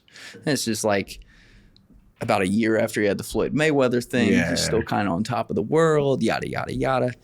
And obviously, I think Conor's really lost his way at this point in a lot of ways. But he kind of predicted, unbeknownst to him, with his own warnings, how he would lose his way. And there were different things he said. But one thing I want to zone in on is he goes, you get comfortable with a win. People get comfortable with a win, and that's how you wake up with a loss. Oh, you're a winner now. You're big. You can do all this. You could do. I wish I could show him a montage of all the things he did after he cashed in on all that success for a few years there, and say, look at what you said, and now look what you did. You did the meme. Yep. You called it. But his point is 100% right. And to Deef's point, which was perfectly laid out, where he's like, it's us. We got so high at an institutional level and as a society off of winning World War II. And and I don't say this as a pun, I really generally mean this like as what it was, the new world order that we had created as a result with us at the tip of the spear. Right. That we went from the long-term upstart, third or fourth place kind of finisher overall-ish, that's like the team that's getting older and headed into their prime, to the prime where we're the 90s Bulls and we could do no wrong. And everyone came home and they fucked, and they have this generation of children called the boomers. And the boomers were born into the best time ever. Right. I'm not, people love to just hate on the boomers. I don't think it's like individual boomers' fault. It's a groupthink thing. It's not, there's a lot of boomers out there who understand exactly what the problem is here. But everyone was post-war fucking. Everything cost nothing. We were the reserve currency around the world. We could do whatever we wanted. People were buying homes for $10,000 in 1972 when they were getting older. 25-year-old boomers, 20-year-old boomers that are now worth fucking $7 million that they've still hung on to. College cost $2. People could go to the store and buy 6 dozen eggs for 5 cents. I know this. I remember when I went through my grandma's house when she moved out of it, she had all the shit written down on note cards from the 60s and 70s. Oranges, 2 cents, 5. So all this shit. People could just, everything was gimme, more. Here it is. Then you have the cultural revolution, and I'm describing the fourth turning right now, obviously, but the cultural revolution of when they were coming of age between 20 and 40, 60s. Where you have Woodstock and Vietnam and all the 60s, which were fucking crazy. If social media had been around, we would have ceased to exist as a country probably. Everyone's dying, getting shot, but Jimi Hendrix is playing great guitar, let's trip some acid. And people start looking internally a little bit, but then they come of age into the system and they start making a lot of money into the system, and they're like, ooh, I can retire, I'll be able to have a lot of money, the stock market only goes up. They lived through the cocaine 1980s. Suddenly the new generation's coming in, they're following after their line, but they can afford things a little less. And then the next generation a little less, and the next generation, by the time it's Gen Z, they can't afford shit because we've printed away all the money. By the way, we left the fucking gold standard in 1971, 1972, that had started in 1913, continued with FDR in the 1930s after all the shit with the Great Depression and all that, and like it's a kicking the can down the road, and eventually someone's going to catch the jagged can in their hand and cut it open. And that's where we're at right now. We're at a point where, like, we were talking about this off camera with Amanda, it's like talented kids coming out of college who just paid $220,000 in student loans, not even for a gender studies degree. I'm saying like good degrees. Yeah. And there's that too, right? Are coming out and they can't get a job. That's crazy. It is. I don't own a home, John Rondi. I've had a top 100 podcast for the last 19 months consistently in the country. I can't afford a home in my neighborhood. But a boat. You and I are going to get a boat eventually. But a boat. We are going to get a boat. We're going to get a boat. Investors, possibly you. Not to sidetrack the conversation, but we are going to get a boat. Okay, so there's so many. I wish I could like pause him and then like leave little like notes as he talks, because it's a really great. Again, your perspective is obviously always well articulated, and you come with like reasons why you feel certain ways, right? So all I want to say is I think the generation below, like the boomers, they loved America and they held a lot of patriotism compared to, I think, us, where like we are a little more we criticize because we know more, right? And so what we said before, right? Like the boomers, they saw JFK die, he got shot and killed. They're like, oh my God, that's horrible. We love their president. And they kind of moved on. They didn't look into that because they never would have thought the government would have lied to them. I'll tell you why. Well, I think it's just a matter of like, they didn't think the government would lie to them. They didn't have enough information to know that it could have been something deeper. I'll tell you why. Go ahead. Okay. Why do most kids living in Brooklyn, New York subscribe to communism? Why do you think? Okay, if I had to guess, I think they have a they don't really understand what that looks like, and it's like they're individually selfish when they say we want a communist nation or city. That's what I would think. Here's what I'll tell you from living there for a while, having lots of different friends from all different subsets, fucking genders, what have you. And a lot of them, it's not as ignorant or selfish as you'd think. They're actually like pretty smart. Like I'll say this. I have a lot of friends out there who are like really wicked smart compared to like other friends from like back home or something like that, where I'm just like, wow, like holy shit.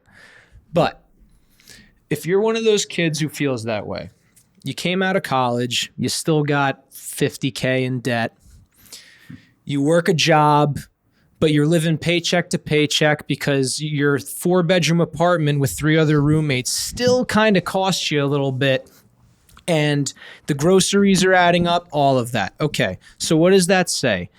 They don't have a stake in the system. They don't have a 401k. They don't have money in their savings. They don't have stocks. They don't have any of these incentives and things in the capitalist system that makes it so great. So for them, they're looking at it like, well, what's so great about this? Because they're not in it. Because they don't. Yeah, because they can't get any stake in it. And I'm not saying, well, I'm not backing them up or shitting on them. I'm just kind of calling it as it is. They don't have stake in the system. So how could they believe in the system? But whose fault is that? Okay. Well, it's shared. Answer the question. Whose fault is that? I think it's shared. I think it's like, okay, what, and not disrespecting individual friends. Yeah. What are your friends doing for work?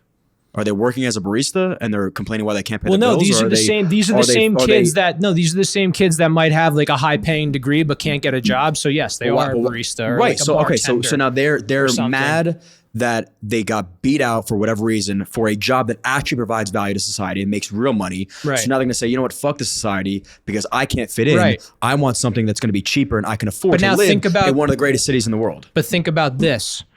There were boomers who were like that too.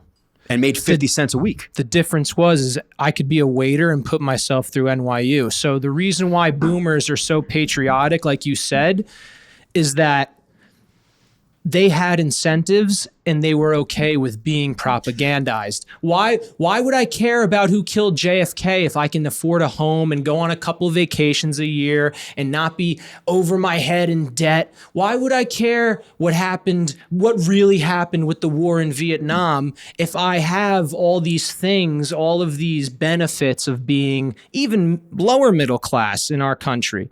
So for them, I get why they're patriotic, because they could get all the incentives and buy into the system, whereas maybe a kid now, they're kind of just left for dead. And so, of course, they're going to fall victim to subscribing to socialism or reading Marx. I understand what you're saying, but here's another like counterpoint, right? Like let's assume middle class 50 years ago, whatever that provided them, what that yielded as far as like a house, square footage, basic needs, is probably comparable to what we consider extremely low class in New York City right now. We complain about, and I'm not saying people that are low middle class complain about things they don't have, when if you took your circumstance and reversed it 50 years ago, you're living like an upper middle class citizen. You just don't feel it because you're watching other people live luxurious lives because they're making millions of dollars in New York City. But 50 years ago, you'd own a home. Even if it's a little home, you owned it. But there's plenty of people now you're paying rent. I understand that, but there's plenty of people that lived way below the means roommates. Right, but there's people that lived way below the means of how our generation is living, but they're not complaining about it. These people complain. Disagree. But think about the living circumstance of somebody from 50 years ago that was making very little money, but they kind of just like knew that was those jobs that you talked about, people getting beat out for. It's because there's one of those jobs available where there used to be 35 of those jobs available. And it's because that job that's paying $70,000 a year right now was paying $60,000 a year 30 years ago, when I don't have an inflation calculator in front of me, but let's just say it hasn't kept up with it. You know, like it is nuts to me what the system is. And like, listen, you can go out there, and if you have a talent at whatever it is, and there's a market for it or whatever, and you grind your ass off and bet the home on it, you can probably make it. Right. But there's also advantages there, John. So let's take my scenario. You've watched me since day one basically do this and like literally give up my body to do it and all that. And I'm proud of that and everything. But why do I always tell you this is like half my parents' podcast?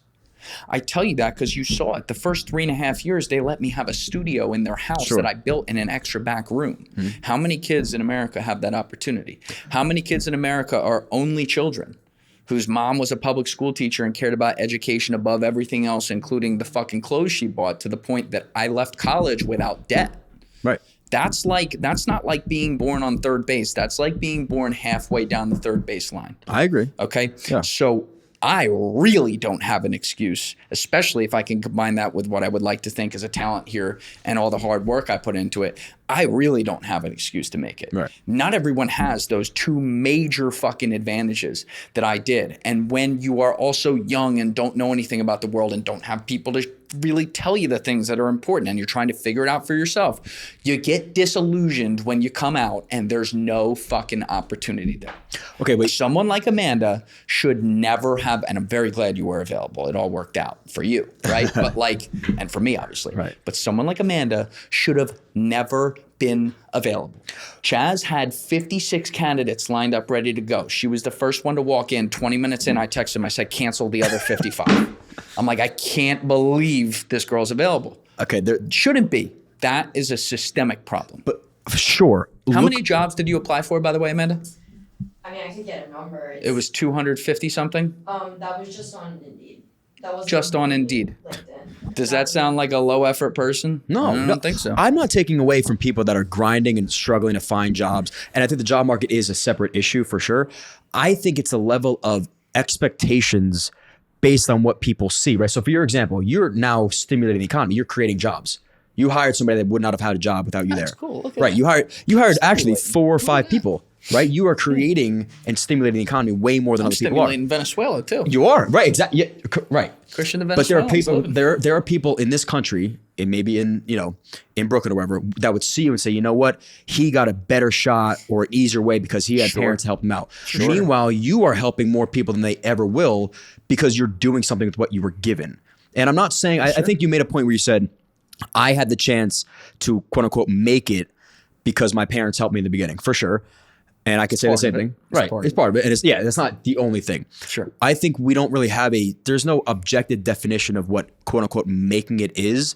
And the only thing I'm going to say, I think quote unquote making it 50 years ago looked very different than quote unquote making it now. Totally. Making it 50 years ago was having money to like spend on your groceries and live a comfortable life. People can claim that's all they want, but as soon as they get that, they're going to keep wanting more and more. And I think all we do is watch highlight reels of people, and all we keep wanting, like you mentioned, is more and more, that we never feel satisfied. The point that I was trying to make was like, people that are living what they consider very below their means and how they should be living, and life is way too expensive, is probably what people 50 years ago would have been very comfortable with. I mean, Sure. Think about every grandparent that you talk to. Where'd they grow up? They grew up in a house that was probably as big as this room, and 20 they slept. people, And yeah. they all had the same story. And it's not that they're making it up, but like that's just how it was. You grew up poor, maybe you didn't even know it though. But look then where they are someone now. would tell them, hey, you got to go and do the right thing. Go work hard, go to school. Right. You do that shit, it's going to fucking pay off because you're going to come out, you're going to get a job, you're going to make money, get a house. There are a lot of kids, and sure, there's plenty of kids who are lazy or come from money who are out in the same borough. If you're lazy, we're not But there considering are that. Yeah. a lot of those kids who are like, hey, I did all the right things. I got a 4.0 GPA. Yeah. I went to a good school. I graduated cum laude, whatever the fuck. Why am I doing 250 job applications? I think it comes. Do you think that? Let's just start with the basic question. Do you think communism's a bad idea? Yes or no? I don't think it's a yes or no. I think it's dependent on who. I think there are. May sound weird. I think there are societies and nations that could benefit more from a communist structure compared to maybe capitalism. For the sake of argument, In America, no. Let me make this easy. For the sake of argument, just say no. I'm going to say no. In America, for sure. Historically, every time full-blown communism has been tried, it doesn't work. And by the way, there's big flaws with capitalism. We're living through them right now. But I think so there's it's not far to less say it's flaws perfect. There's for flaws with capitalism. every There's system of flaws with governance. every I think the utopian But- society and like the what communism looks like is like, oh, that sounds great. It sounds will great. never work. Doesn't work at mathematical levels that reach to a real Correct. population. Yeah, like that's we my have. point. So maybe Yes. a population of low. I think at a theoretical level, though, it does give you a lot of insight and knowledge, and I think it's worth everybody at least reading and learning And about that's it. the But point. even if you- With John, what I'm saying, the reason I ask you that question is because if we can both agree and say the answer is no, fine, great, I agree. What the worst thing you can do is be the get off my lawn grandpa. So these fucking kids have no idea what they're talking about and not try to understand how they got there. What did I do when I gave you that example about the terrorist in 2036 when he's 18 years old? I talked about the genesis of how he became that. Yeah. Okay? And that I'm going to, if that stuff happens, and I hope it doesn't, I'm going to pound the table with both things, condemning the act Right. and diagnosing the root cause. Yeah. Okay? And I'm doing it ahead of time right now.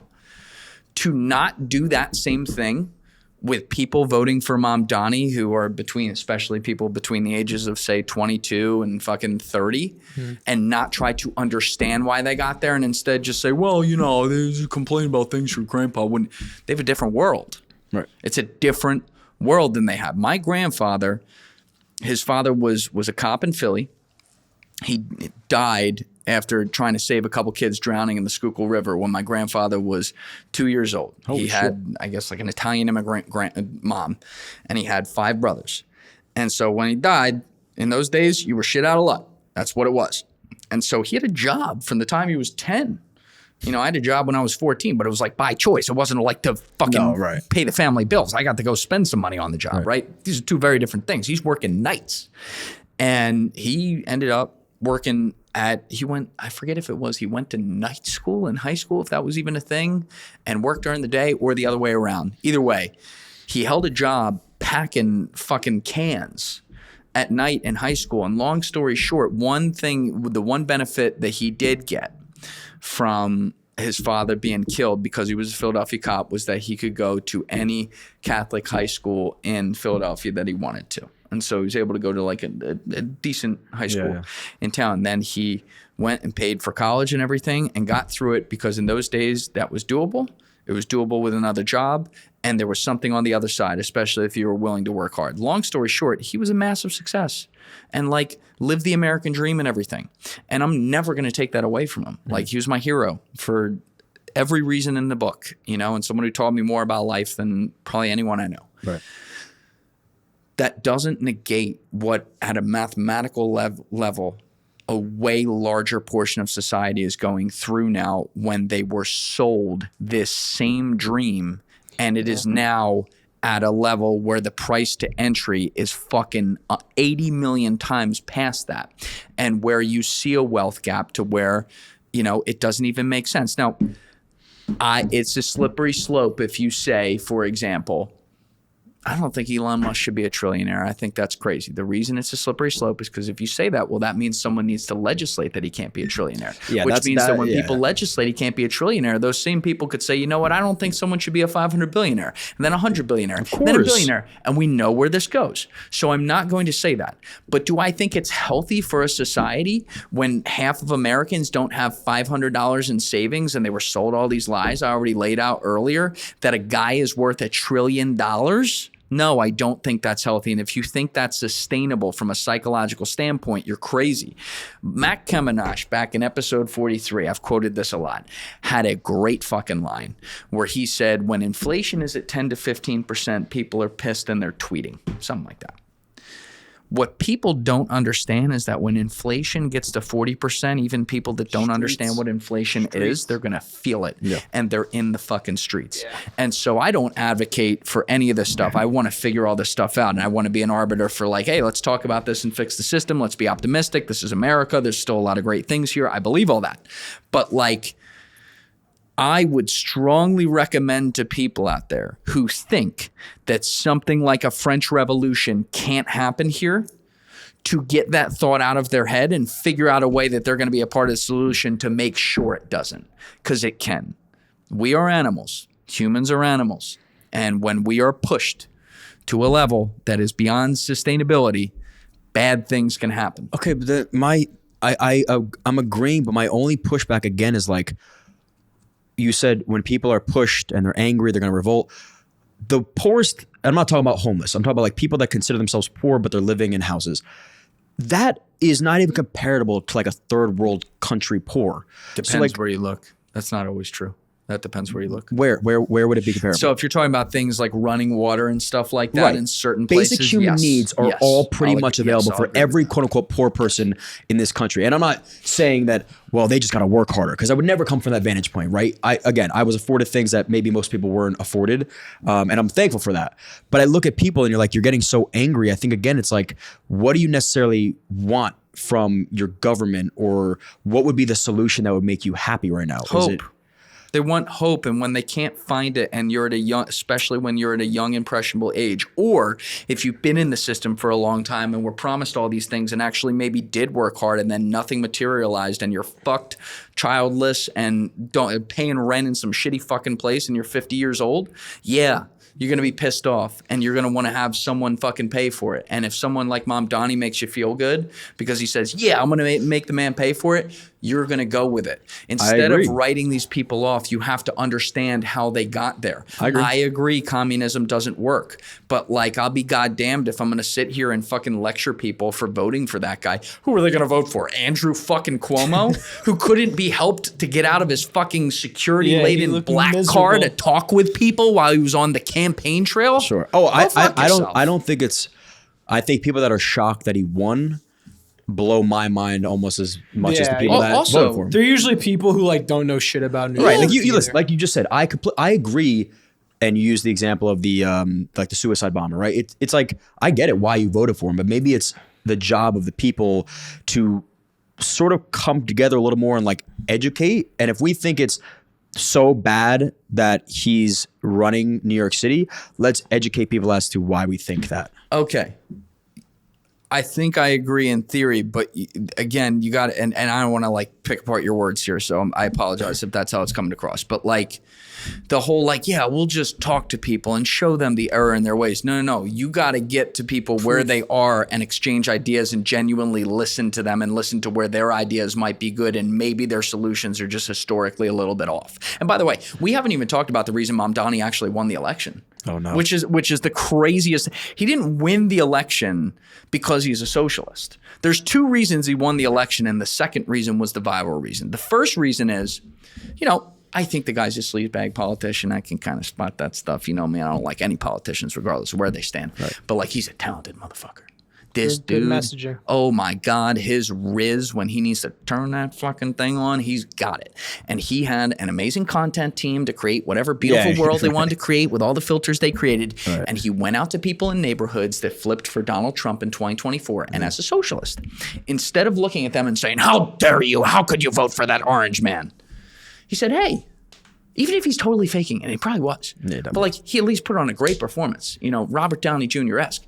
He's like, hey, I noticed you flipped for Donald Trump. Obviously, I have some political disagreements with him, but I just want to understand, like, what made you do that? Well, when Trump was president, I had more money in my pocket. And now I have less money because of Biden, and Trump said he was going to get me more money. So it's like, you know what? I totally understand that. Yeah. Now, have you heard about my candidacy? No, I don't know who the fuck you are. Okay, well, I'm Zoran Mamdani. I'm running for mayor of New York City, and I have some ideas that can put more money in your pocket if I could lay them out to you and you could agree with that. Is that something you might be interested in? Maybe support me at the ballot box? Yeah, you seem nice enough, nice kid, whatever. Right. Okay, then he lays out stuff that may not actually work, and you and I may know that. But what these people hear is they hear more money in my pocket. That's it, exactly. And they vote with their wallet, which is what they should be doing. And so they do. That's number one. Number two is a week and a half, 2 weeks before the Democratic primary, which was effectively the mayoral election. Okay, once you got to the main one, it was almost a formality at that point. You had these 12 fucking candidates who were all running for office, spreading the vote out. Now, he was a real candidate. He had a chance to win. But they do this debate on TV that nobody's watching. There's no one watching it. Like, all they had to do was just nothing happens there and no one ever sees this. But these people couldn't help themselves. They're doing this debate, and the panelists of the debate, the anchors, ask the question. They go, as mayor of New York, and I want to highlight that. They literally prefaced it with, as the mayor of New York City, This is not a federal job. This is not a fucking congressional job, a Senate job, a presidential job. Government. It's local government. Right. As the mayor of, even though it's New York City, biggest city in the world, as the mayor of a United States city that we call New York City, where will your first international visit be? And you watch this stage, every candidate. Pick me. They couldn't say the word Israel fast enough. I mean, they were jumping to say it. It was like someone had zapped them like a dog crossing an electric fence, like, say Israel. Right. And they're like, my first visit's going to be to Israel. Oh, thank you. Then it gets to Mamdani, who's just standing there calmly like this, and he's no fan of Israel. But again, that's got nothing to do with the New York race.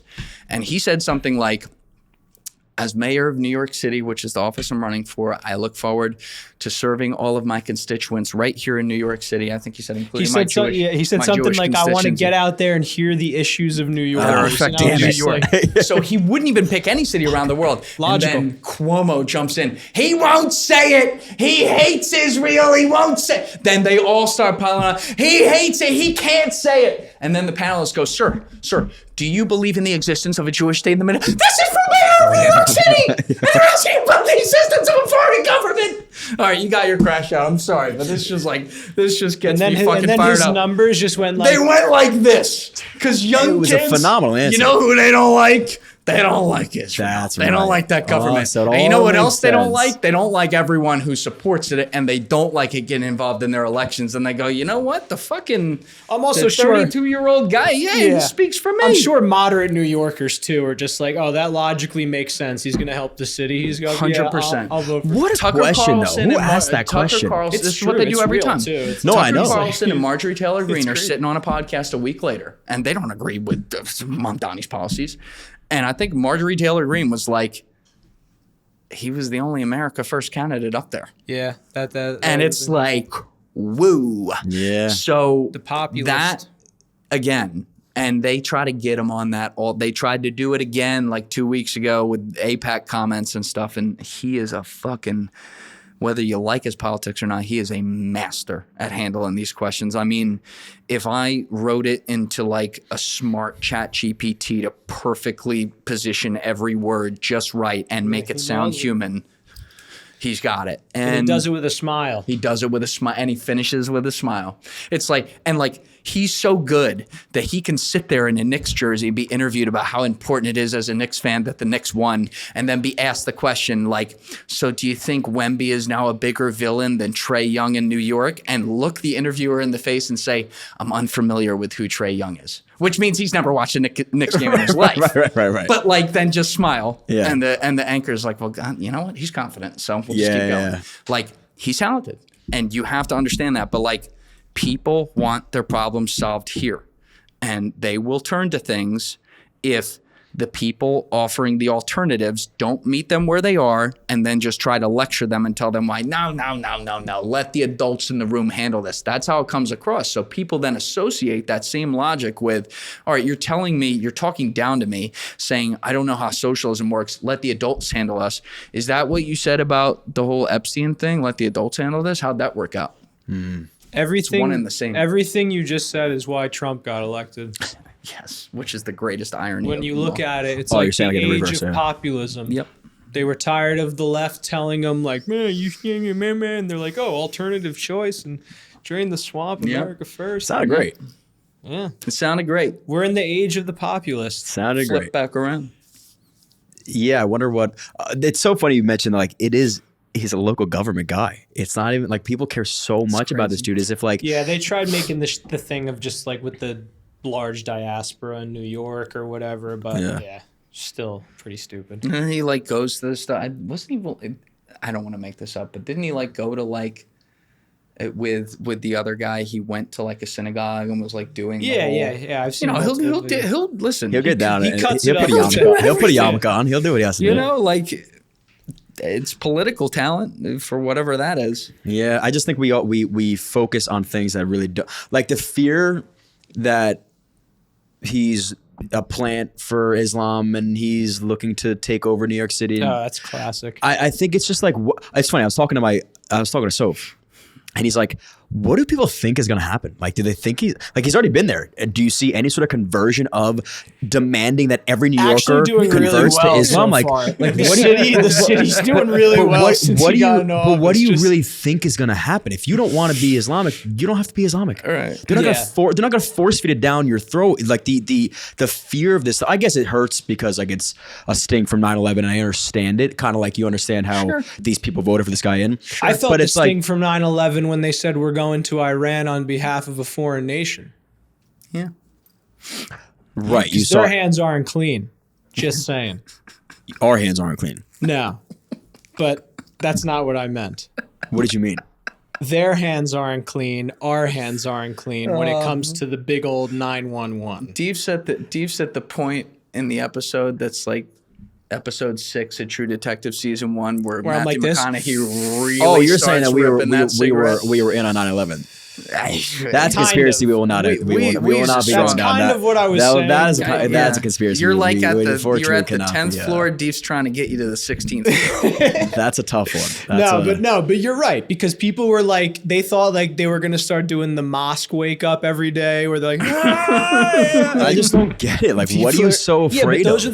Those are the same Instagram and X accounts that are pushing like the West is fallen. If you walk around Paris, you will be inundated. Remember Deef and me in Paris in December? We're like, it's fucking great out here. Lamberg's like, are you dead yet? Yeah, he's like, bro, you see they shut down the Eiffel Tower because of a terrorist attack, and I'm like, I'm standing underneath it right now. We're good, bro. The Christmas market is beautiful. Rome wasn't that bad at all. No, Rome's amazing. None of it is as bad, dude. Yeah. Even they say it all the time with London. It's like my buddy visited. My buddy visited from London in August, and he's like, dude, and he's like a pretty conservative guy too. Like he was like, that shit is the biggest load of bullshit. He's like, there are pockets like anywhere else where you're like, oh wow, that's gotten a bit, but like the idea that the city of London is falling victim is toppling.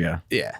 It's fear porn, and it gets clicks, and those accounts, they're making their cheddar, their creator payout. Boy, cooking today, boy. We didn't even talk about data farms yet.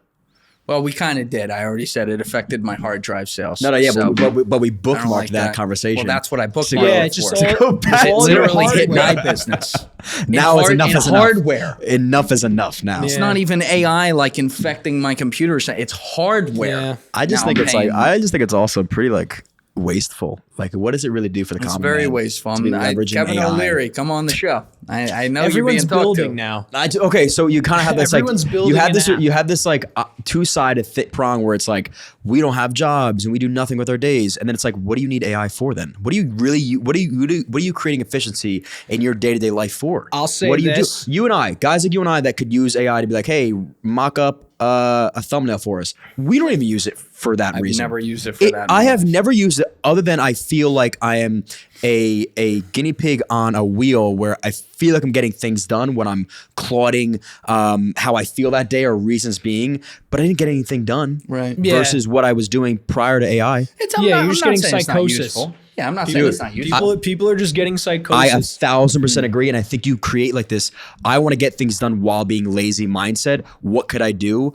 And instead of just getting off your ass and doing things, you're trying to like leverage this technology to do it for you, and you're doing nothing. And then you make like your 3 screens look like it's the Matrix. That's exactly. You're like, I'm getting so much done. Bro, I'm fucking cooking right now. And it's like you're doing nothing. You just made like a broken game. Yes, you did nothing with your day. The people that are leveraging AI the most are the ones that are selling the AI courses and making so much money by just showing people how to use AI. Yeah, but I do think, I don't know if this is what you had meant, but when you're like, oh, like you're not doing shit. Like, what do you need AI for? Like, I know, like a lot of my friends in the city, they don't fucking use that shit. Yeah, they think it's stupid. Because what could you? I think we use it to like put our faces on fat people. That's what I use it for. I think that's a good use of our time. Well, He's been using that for years. I don't put my face on fat people. I modify my face, which really is. I mean, you want to talk about entertainment? He was an early adopter. That's also that one that I use specifically is a Russian one, and you know, if I'm helping fuel the Kremlin because of fat photos, then so. Listen, it really does. With that, nothing makes me laugh. Nothing makes me laugh more than when Deef fat faces us.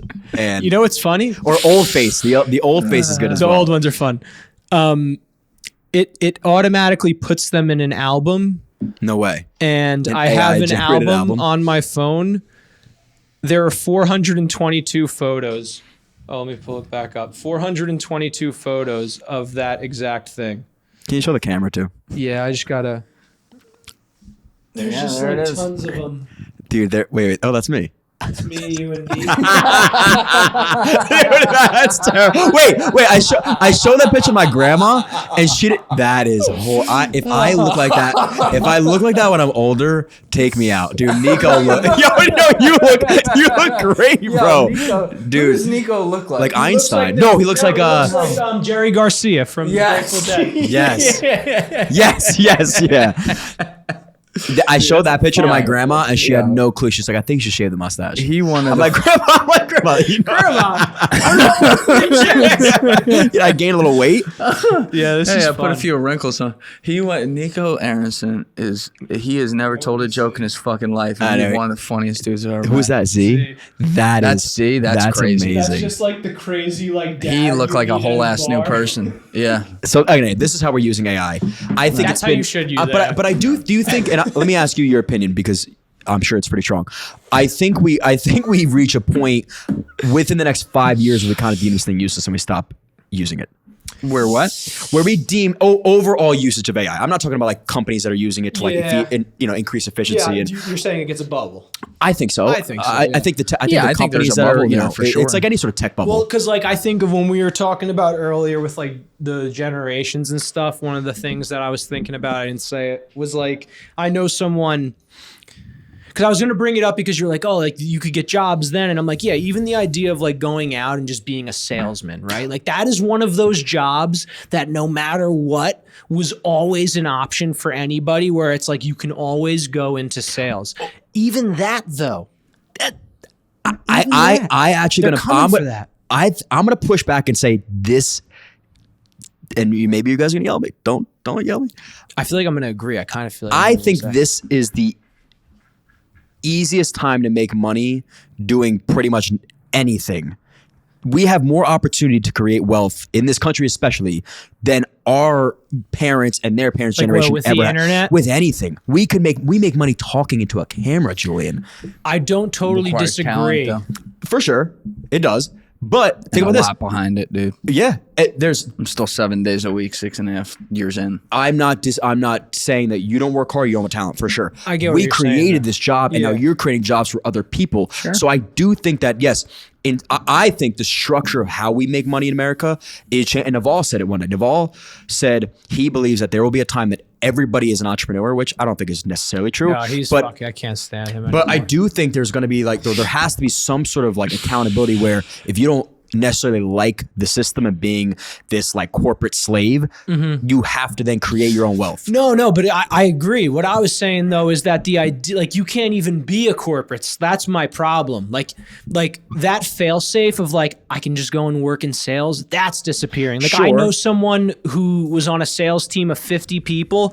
They fired 45 of them because they're doubling down on AI salespeople, an AI salesperson. Which is horrible. And they're gonna just keep the 5. Like that's happening, and I think it's a bubble. I think but it's for what the it is, time yeah. being, it's a The internet disruptor. was a bubble it's though weird. too. Right, Do you and see it the internet adjusts. going away. It doesn't That's what I'm blow away. saying. It pops I and agree. adjusts. I agree. It's got a agree. bubble. The AI It's got a will bubble. be there though. But I I don't do- know okay. how, but it'll be. It's, there. it'll will be there be. and it'll be big. The winners will win big. You will have your million fucking pets.com where like everyone NFTs. dies, but you will also have your Amazon. I agree. You know? I think That's just finding, what it like you is. said, finding corporate jobs that pay may be harder now, but it's easier to make money doing anything. I don't want to, what I don't want to get lost in the very important conversation we had earlier about where people are with like, you know, are they turn to system like socialism and stuff like that, and where we are in America and where the opportunities are lost in it. What I don't want to get lost in that is to pretend that the American dream is dead. It's not dead. No, definitely not. It is not what it used to be. It has a smaller percentage that makes it, and it is more difficult, and there are more barriers to entry to it for sure. But like, It's not as sexy. yeah, it's not as It sexy. used to but be a sexy bombshell, and now it's a trans woman. but it's you- okay, no. you could make it, John. You could make it You could go in another country and live a better, higher quality, lower stress, middle class life than you could live in America. Depends on the country, but you can do that. You cannot go to another country to try to win the game like in America. When we were in Florence, right? So one of the guys would, like, when you guys were at the wedding and stuff, and I was side questing it, the maitre d' at one of the restaurants and I struck up a conversation. 23-year-old kid, he's doing real estate on the side or whatever. Shout out Lorenzo, great dude. So then we were all hanging out later. His friends came over and we're just talking about life, his opportunities. He's been in the real world since he was 18. He smart guy. He forewent college and went right into it and everything. He helps his family business on the weekends and then does a lot of real estate during the week.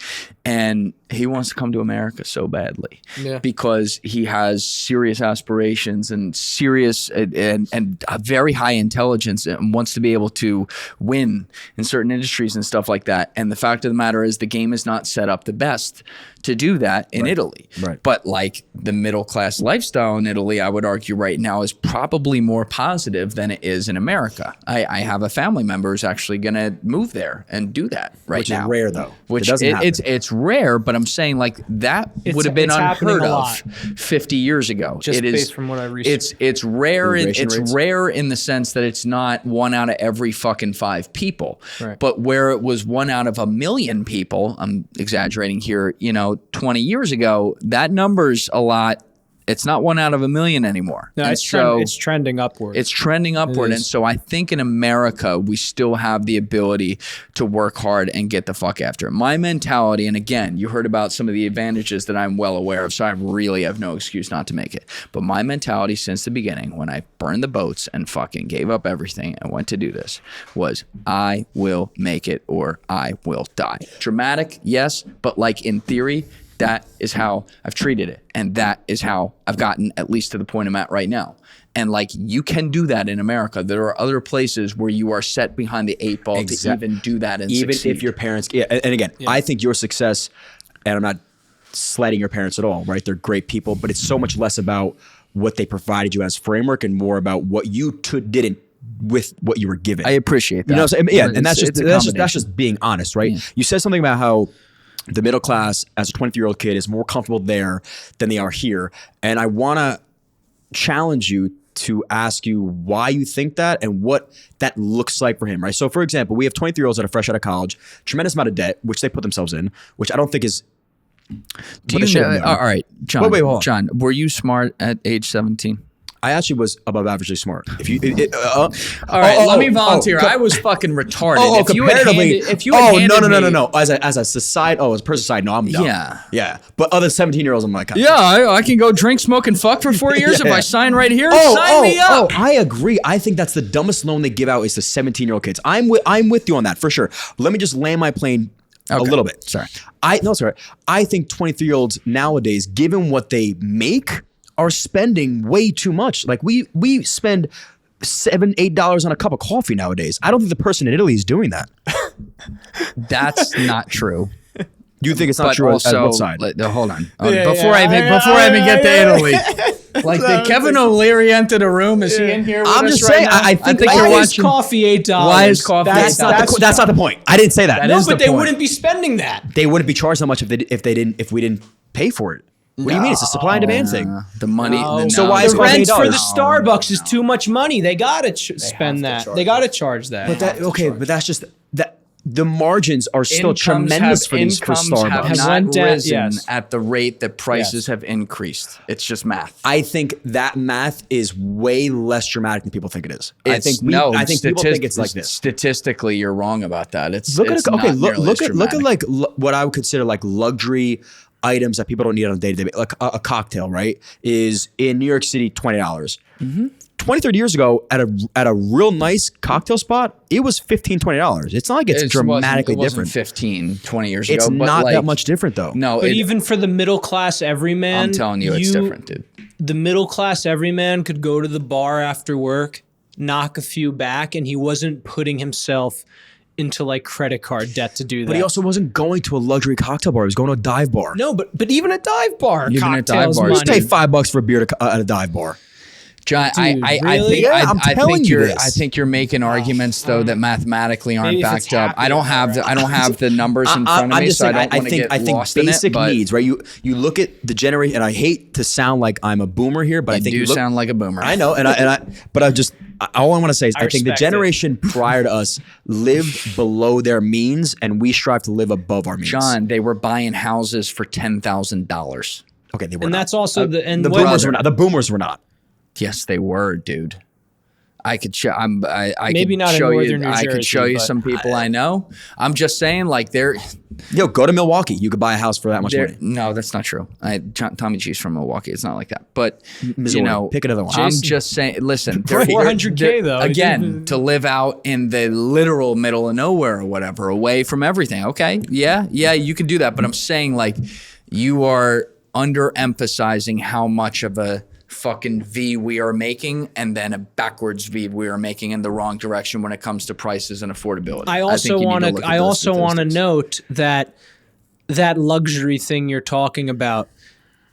Would it be unfair to say that that is a result of the system when we're being pumped with reality TV of for the sure, Kardashians? So that's capitalism. That's the system. Right. Yeah. I'm not saying that we should get rid of it. I'm just saying that it's true. It is one of the People- yes, I agree.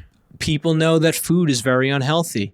Well, now what do companies do? They start making these health foods. But if you want to get the good eggs, they're going to be $15. And now you're a person and you're like, all right, I know this shit's poison.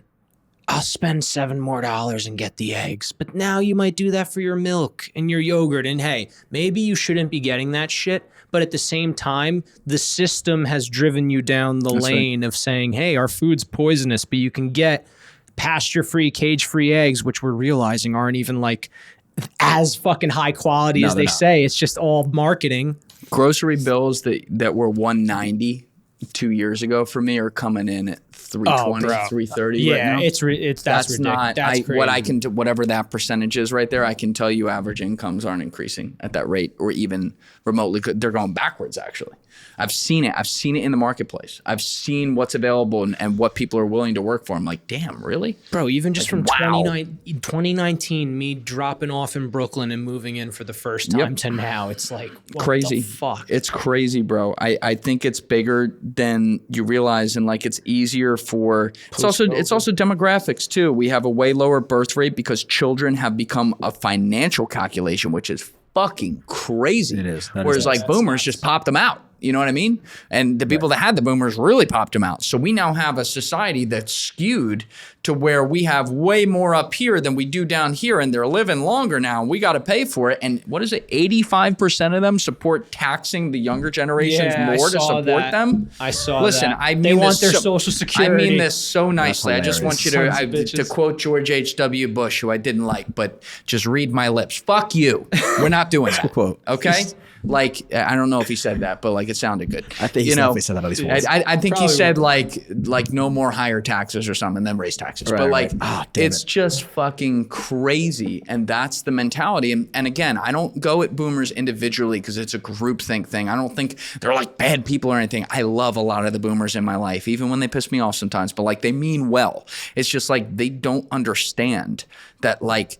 The collective decisions that were incentivized to them, which I'm not even blaming on them, the system that incentivized them has now created a mathematical reverse pyramid structure that the younger generation, specifically Gen Z coming into the workforce now, are paying for in ways that were unimaginable, to the point that it's one of the first times that I can see in recent human history, and maybe some people in the comment sections can help me out there, to where you have an older generation that through their actions, not their intentions, through their actions, cares less about the generations after them having a better life than they do.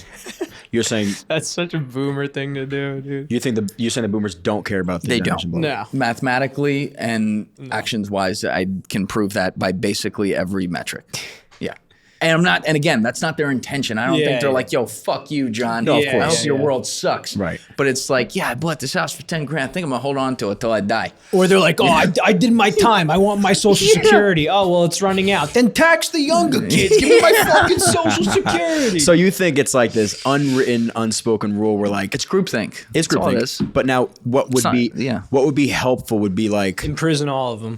okay that or having some sort of like, you know what, I had my life and how like I can sell this house off at an affordable price It's like a for gun the next buyback. generation. Like We do a gun buyback, but it's I like bought you this just house, give us I had a your good time with house it, and free. you should now buy it for a reasonable price. I just don't think like who do we put there's blame to be given on both ends, and I want to go back to the materialistic thing that I mentioned before. How yes, I'm sure there's plenty of items that are in the grocery store that were once $1 that are now $6, and that's not relative to what people are making versus then, right? It's way more drastic for us, right? Like we mentioned, we spend way more money on groceries than like our parents comparatively ever did. I do also think two things can be true at the same time. I choose to shop at Whole Foods versus where I could easily find a way more affordable approach to spending money. When I was 22 years old, Poison yourself. Go buy fucking Taco Bell. in 1970, they were buying orange juice that wasn't real oranges. Like we Sure. had poison in our food forever. Yeah, I think but now Monsanto wasn't rocking as That's hard right. then. They weren't rocking like as hard with Like the eating glyphosate. Burger King back then was nowhere It wasn't near as anywhere bad as. near where it I'm is not now. saying that it's as good. It's better now, but it wasn't great. That's how they back got then. him on the drug back then because it wasn't that bad, and then they fucking injected it with more shit. Yeah. That's what society's done. I mean, dude, Wait, like Paul, okay. yes, I don't Wait, think wait, I don't wait, think wait, wait. kids I don't think kids should be buying Gucci this and Versace that to But keep what up do they with their do? friends on Instagram. Some of them do. Most of them do. No, a lot of them do not. There's someone who shall remain nameless that I was talking to recently who's in Gen Z who literally gives plasma twice a week to have spending on the weekend. Wait, I know somebody too. Yeah, and that's incredible effort, by the way. Which is unbelievable effort. But that's not an be the case. anecdotal evidence. That is one person that's living. don't know that that's way anec- different. I think I don't know if 22-year-olds that's out of anecdotal. college are striving and yearning to live like this luxurious life so they can post about it on social media. Some people do. I think think it's in way Jersey more often City than and not. Hoboken. Right? Maybe it's our location. it's- yeah. Like when we were fresh out of college, we're not going to the most expensive restaurants in New York City No. to that post about. We're still going to the dive bars, and we're mad that we spent $50 at the bar. Listen, since moving to Hoboken, I've quickly realized that like the demographic is totally out of touch with reality. I think so too. Because Right? they're all like young professionals who either came from money or just got the job of out that. of college, and they're getting all the shit. But like, I don't think that represents. Like, Lot I of- think living yeah. out in New York, you get a way better sense of the I average agree. 22-year-old. Hoboken, Jersey City is not reality. A lot It's of not. people that work in Hoboken, I'll say this, a lot of people that work for people in like established kind of industries. Not and I'm not and like I love living in Hoboken and stuff. I don't meet a ton of risk takers in Hoboken. I'll put it that way. I don't meet a This ton of country was people. built on risk takers. I don't Sure. meet a ton of people like me. But that's what capitalism is. And that, I want to take a point before. You said the guy that was from Italy and he was a risk taker and he strived for like Wanted to come here. Right. This is the place for him. Now, Yes. what happens because again, we talked about like this hypomanic edge that a lot of immigrants have, right? They already took the craziest risk ever, which is fleeing their country to come here and start a new life. Taking a risk on your job, what the fuck do they care, right? Like they swam here from Cuba. They don't give a fuck. That's why yeah. they succeed.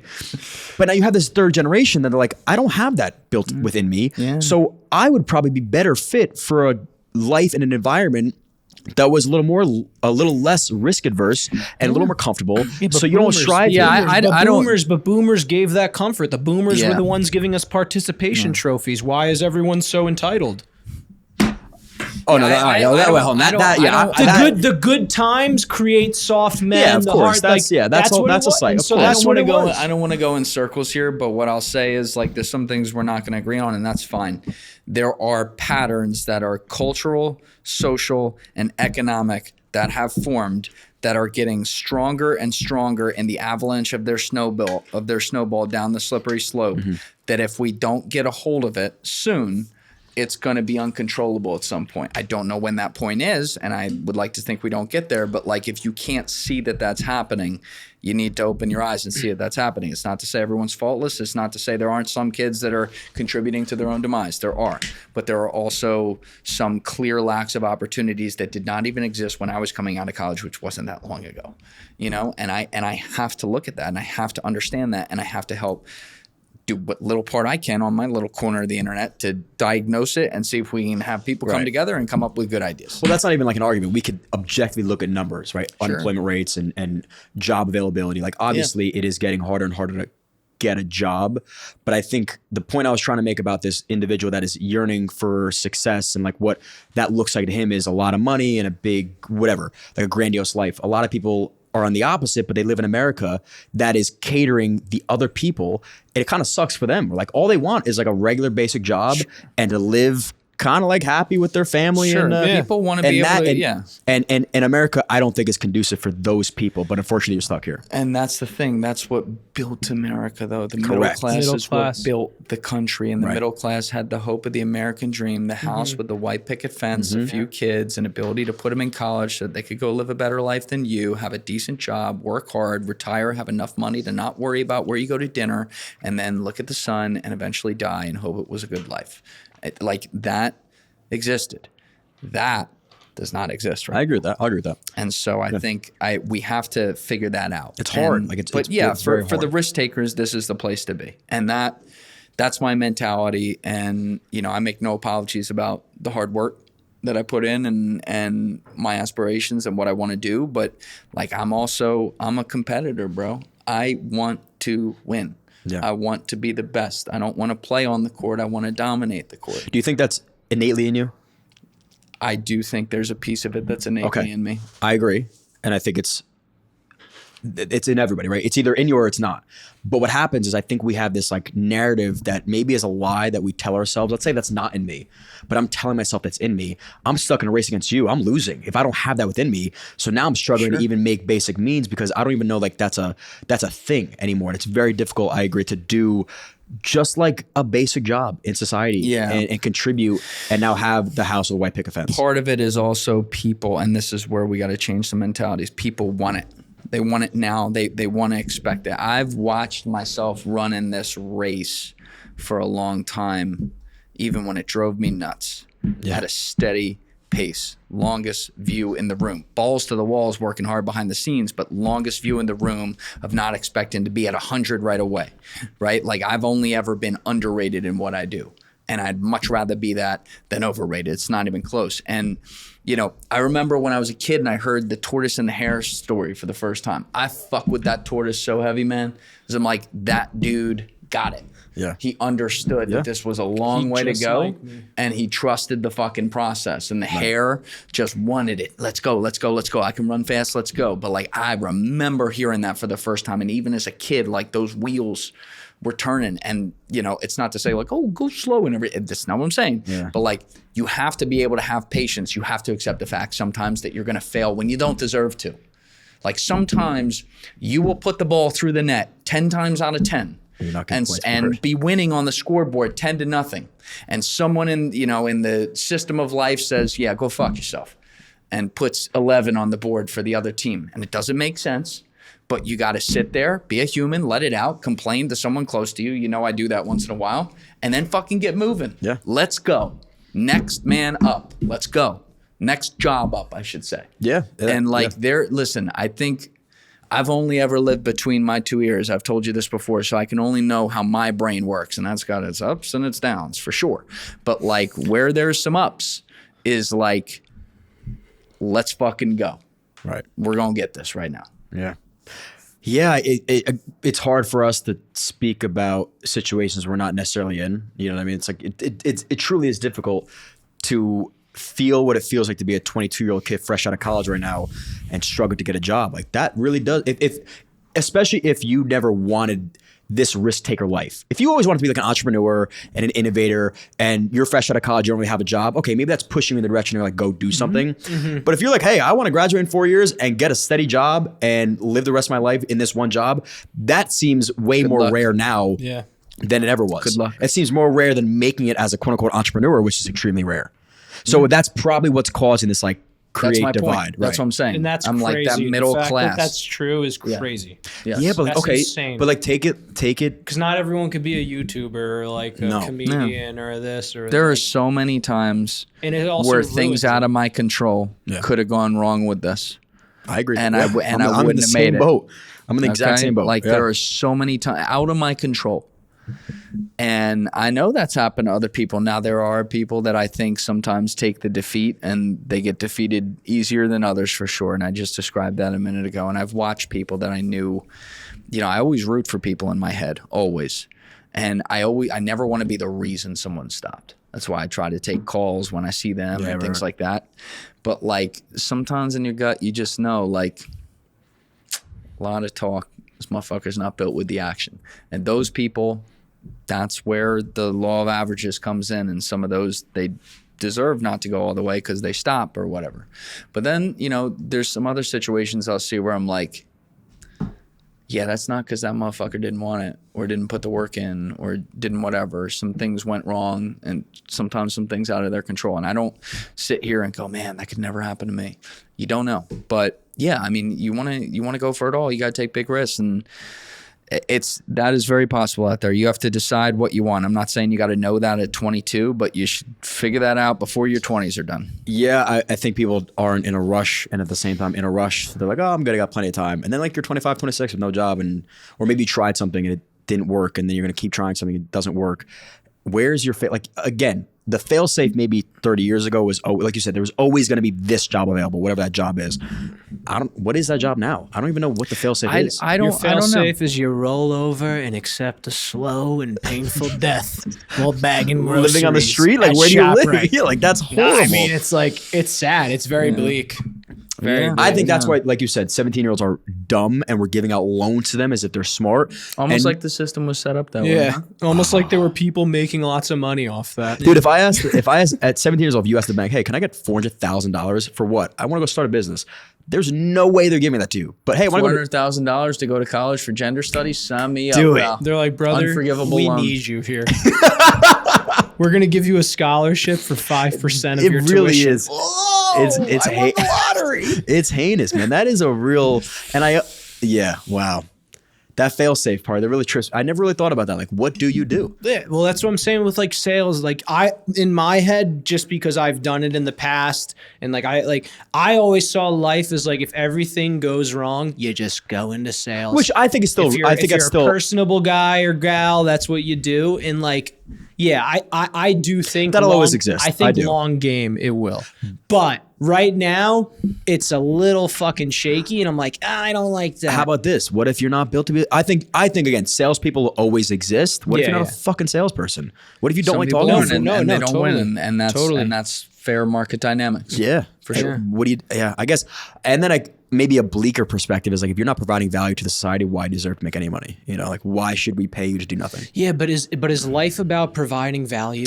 That's the issue. Well, as a business, it is for sure. Well, in capitalism, but is life the all system. This business? system is set up where if you don't provide value, you're useless. And I don't know if that's how humanity Humanity's actually also works. built a Tuto Passo Max, bro. Yeah. Like That's why I see those It guys is. in the south of Italy. I'm like, they are smarter than every single person I know. and they're happier too. And because Something lesson than that. that is what and it's like people will be like, oh yeah, so what, you want to live on a farm and smoke pot and play guitar? No, but like all these things that we think are the way it is are just made up by somebody. Right. It's a system that was made up, like You got to quote old Steve Jobs, like people that weren't smarter than you or me, but it's true. I think people need to self-reflect. Like, that life could be very well what you want and aspire to have. Whereas like you also could be like, you know what? I do love the chase. I love the thrill of risk taking. I love wanting to become the best and being competitive. If that is you, then you're in the right spot. But if it's not, Yeah, but you're championed. If you told everyone, hey, I want to move to Italy tomorrow and just live by the beach, they'd be like, the fuck is wrong with you, Right. you lazy fuck? Right. Are you out of your mind? But if you're happy doing that, yeah. But like straight up, that literally could be people's lives. Yeah, it could be. Whereas like if someone's like, Everyone bro, wants I something want to different. fucking risk it all and build my biz, people are like, yo, that fucking guy? Everyone wants something different, man. You got to know what you want. You don't have to know it right away, but you got to figure it out, and then you got to figure out the best opportunity for you to get that. People aren't self-aware enough. That's the word. For sure. Duncan There's some of Trussell that. has that great quote of someplace, somewhere, there's some poor, sorry bastard sitting under a waterfall and is happy as fuck and has no idea why he should be mad.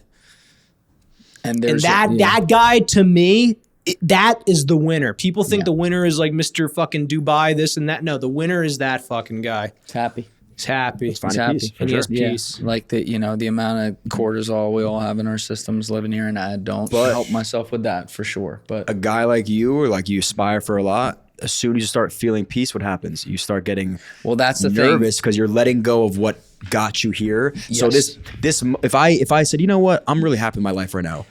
Happiness then creates contentment, and I can't be content because I'm not going to succeed. So what am I doing? I'm going to keep lying. Yeah, that's crazy. With that's the system, when we first, I don't know if you remember this, but when we first sat down in the Palazzo your first night in Florence before dinner, that was great. And you sat there and you were taking it in. Yeah, as I love watching people take that in, and you're like, God, everyone here, they're just so calm and so happy. What's better than this? And I said, it is amazing here, and I love this. And then you said something along the lines of, yeah, and they got no cortisol in their system and everything. And I said, that's true. But there's also a price that's paid for that. And the price is if you really actually want to win, you're going to have that. You shouldn't have it at the levels I do for sure. And I'm working on that. But like, people here don't have that because there's not as many people who are looking to do the things you and I are looking to do, John. That's what I said. And you said something like, you're right. Which is great. That's it. Yeah, I think it's great to have the balance of like, I love this feeling right now, but I'm not going to let it consume me either. I think that's also, because I think then it's lying to yourself long-term. That's right. In the opposite direction. That's right. Man, what a tough balance we have. What a struggle. It's a tough balance, John. But you're asking good questions about it. I appreciate that. Yeah, I've been doing this for a little bit. I learned how to ask a question. I got you guys really, really thinking, and I appreciate you guys sharing your insight. Of course, dude. I love thinking. What else could we even talk about? I mean, it's 6 o'clock. I've never talked for 3 hours straight in my life. I gotta get Amanda out of here. Oh, no way. Oh, man, you gotta go. No, that was we did as good. always. I love having you guys in. And shout out Joe. Joe, give him a quick synopsis of what's going on with you guys. Joe's fucking killing it, bro. So we have the weekend show now. That's me and Joey Deef just riding it out. It's Fire and Earth. We forgot. We forgot. You guys are fire. What can I be? What am I? What? I'm the fire, right? You're the earth. I'm an earth sign, so could I be wind or something? Yeah, you could be wind. Figure something out. You're ready. You're wind. Hey, you're the one that put it together, so maybe you blow it in right. Yeah, that's true. That is true. I don't want to pat myself on the back, but no, things are great. I love working with my brother, and that's awesome, man. It's like. It's huge for me because he's a psychiatrist for me as well, which is a big help. And like we play off each other perfectly. Carl Jung. And I think, I've said forever, and by the way, I've said this before too, but like you're the one who introduced us back in the day. So thank you for that. John Rondi's always hooking shit up. In fact, you used to have a section in my phone where everyone was called like Rondi's like, I also remember Rondi's comedian guy. And then eventually I'm like, John, I'm sorry, I have to change it to their real names. Wow, what if the real credit shouldn't be given to John, but it should be given to me for trying stand-up comedy? Well, that is and you know what? You deserve credit for that because that is a tough road. But credit's for you, dude. But like we play off each other, I think really fucking well. It comes across, and like Deef's also the best producer to ever enter the space. I don't think it's close either. Sorry, Joe. I know you're great, Thanks, but like I've never seen someone that can triple task during a podcast, whether it be taking 12-line timestamps down to the keyword per every 10 minutes while flipping our 8 different cameras, while also managing the audio and pulling things up faster than anyone. I don't even think you ever even use AI to do it other than Google once in a while. Google.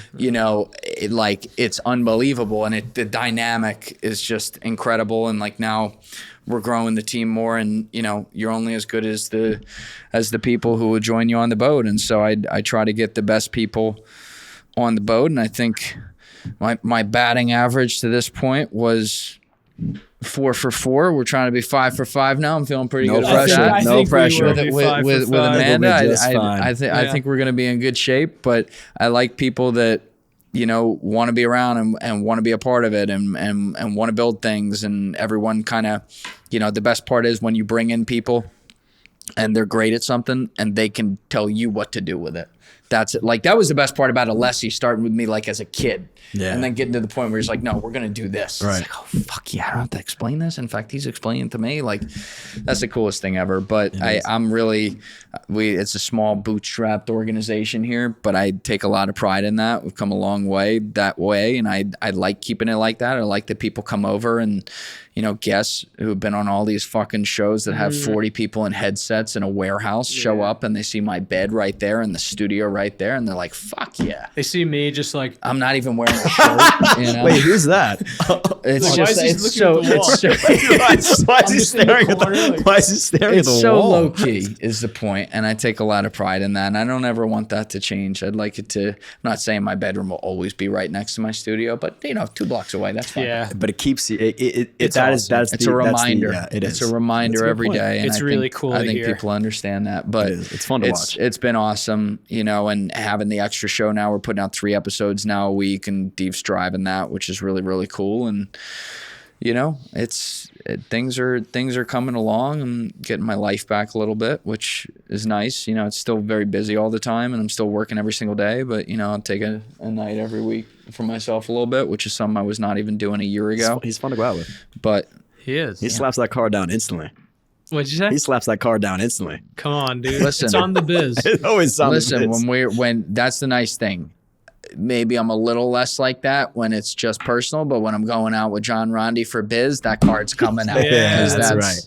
That's the biz. But no, I appreciate that, bro. And it's always coming back to you too. We have a good time. But you always get it out of me too. I gotta watch myself at these bars when he starts asking questions. But I get him. I get him going. Yeah. After a while, I'm like, God damn it! I just told you my life story. Order a couple more. The best is when you texted me to like come and hang, and like we like just got back in from fishing and just on the couch. I was like, yeah, take the hour and a half drive.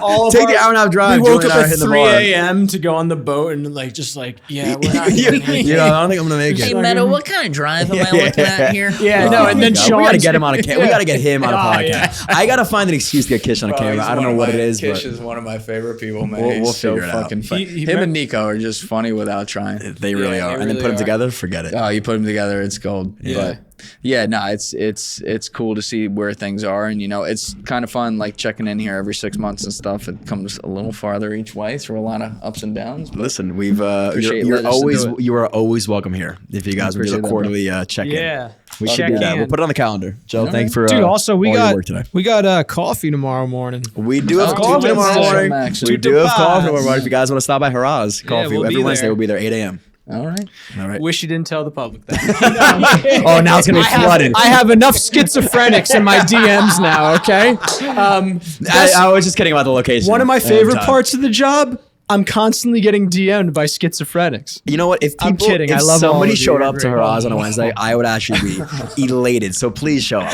No, please do. Just don't be a freak. Yeah, don't be be like parasocial standing 20 feet away. Yeah, come join us and say hello. I saw you guys invited. Holding up a sign or just something. show up and give us have a good time. That's it. That's it for today, everybody. Like, subscribe, share. Peace.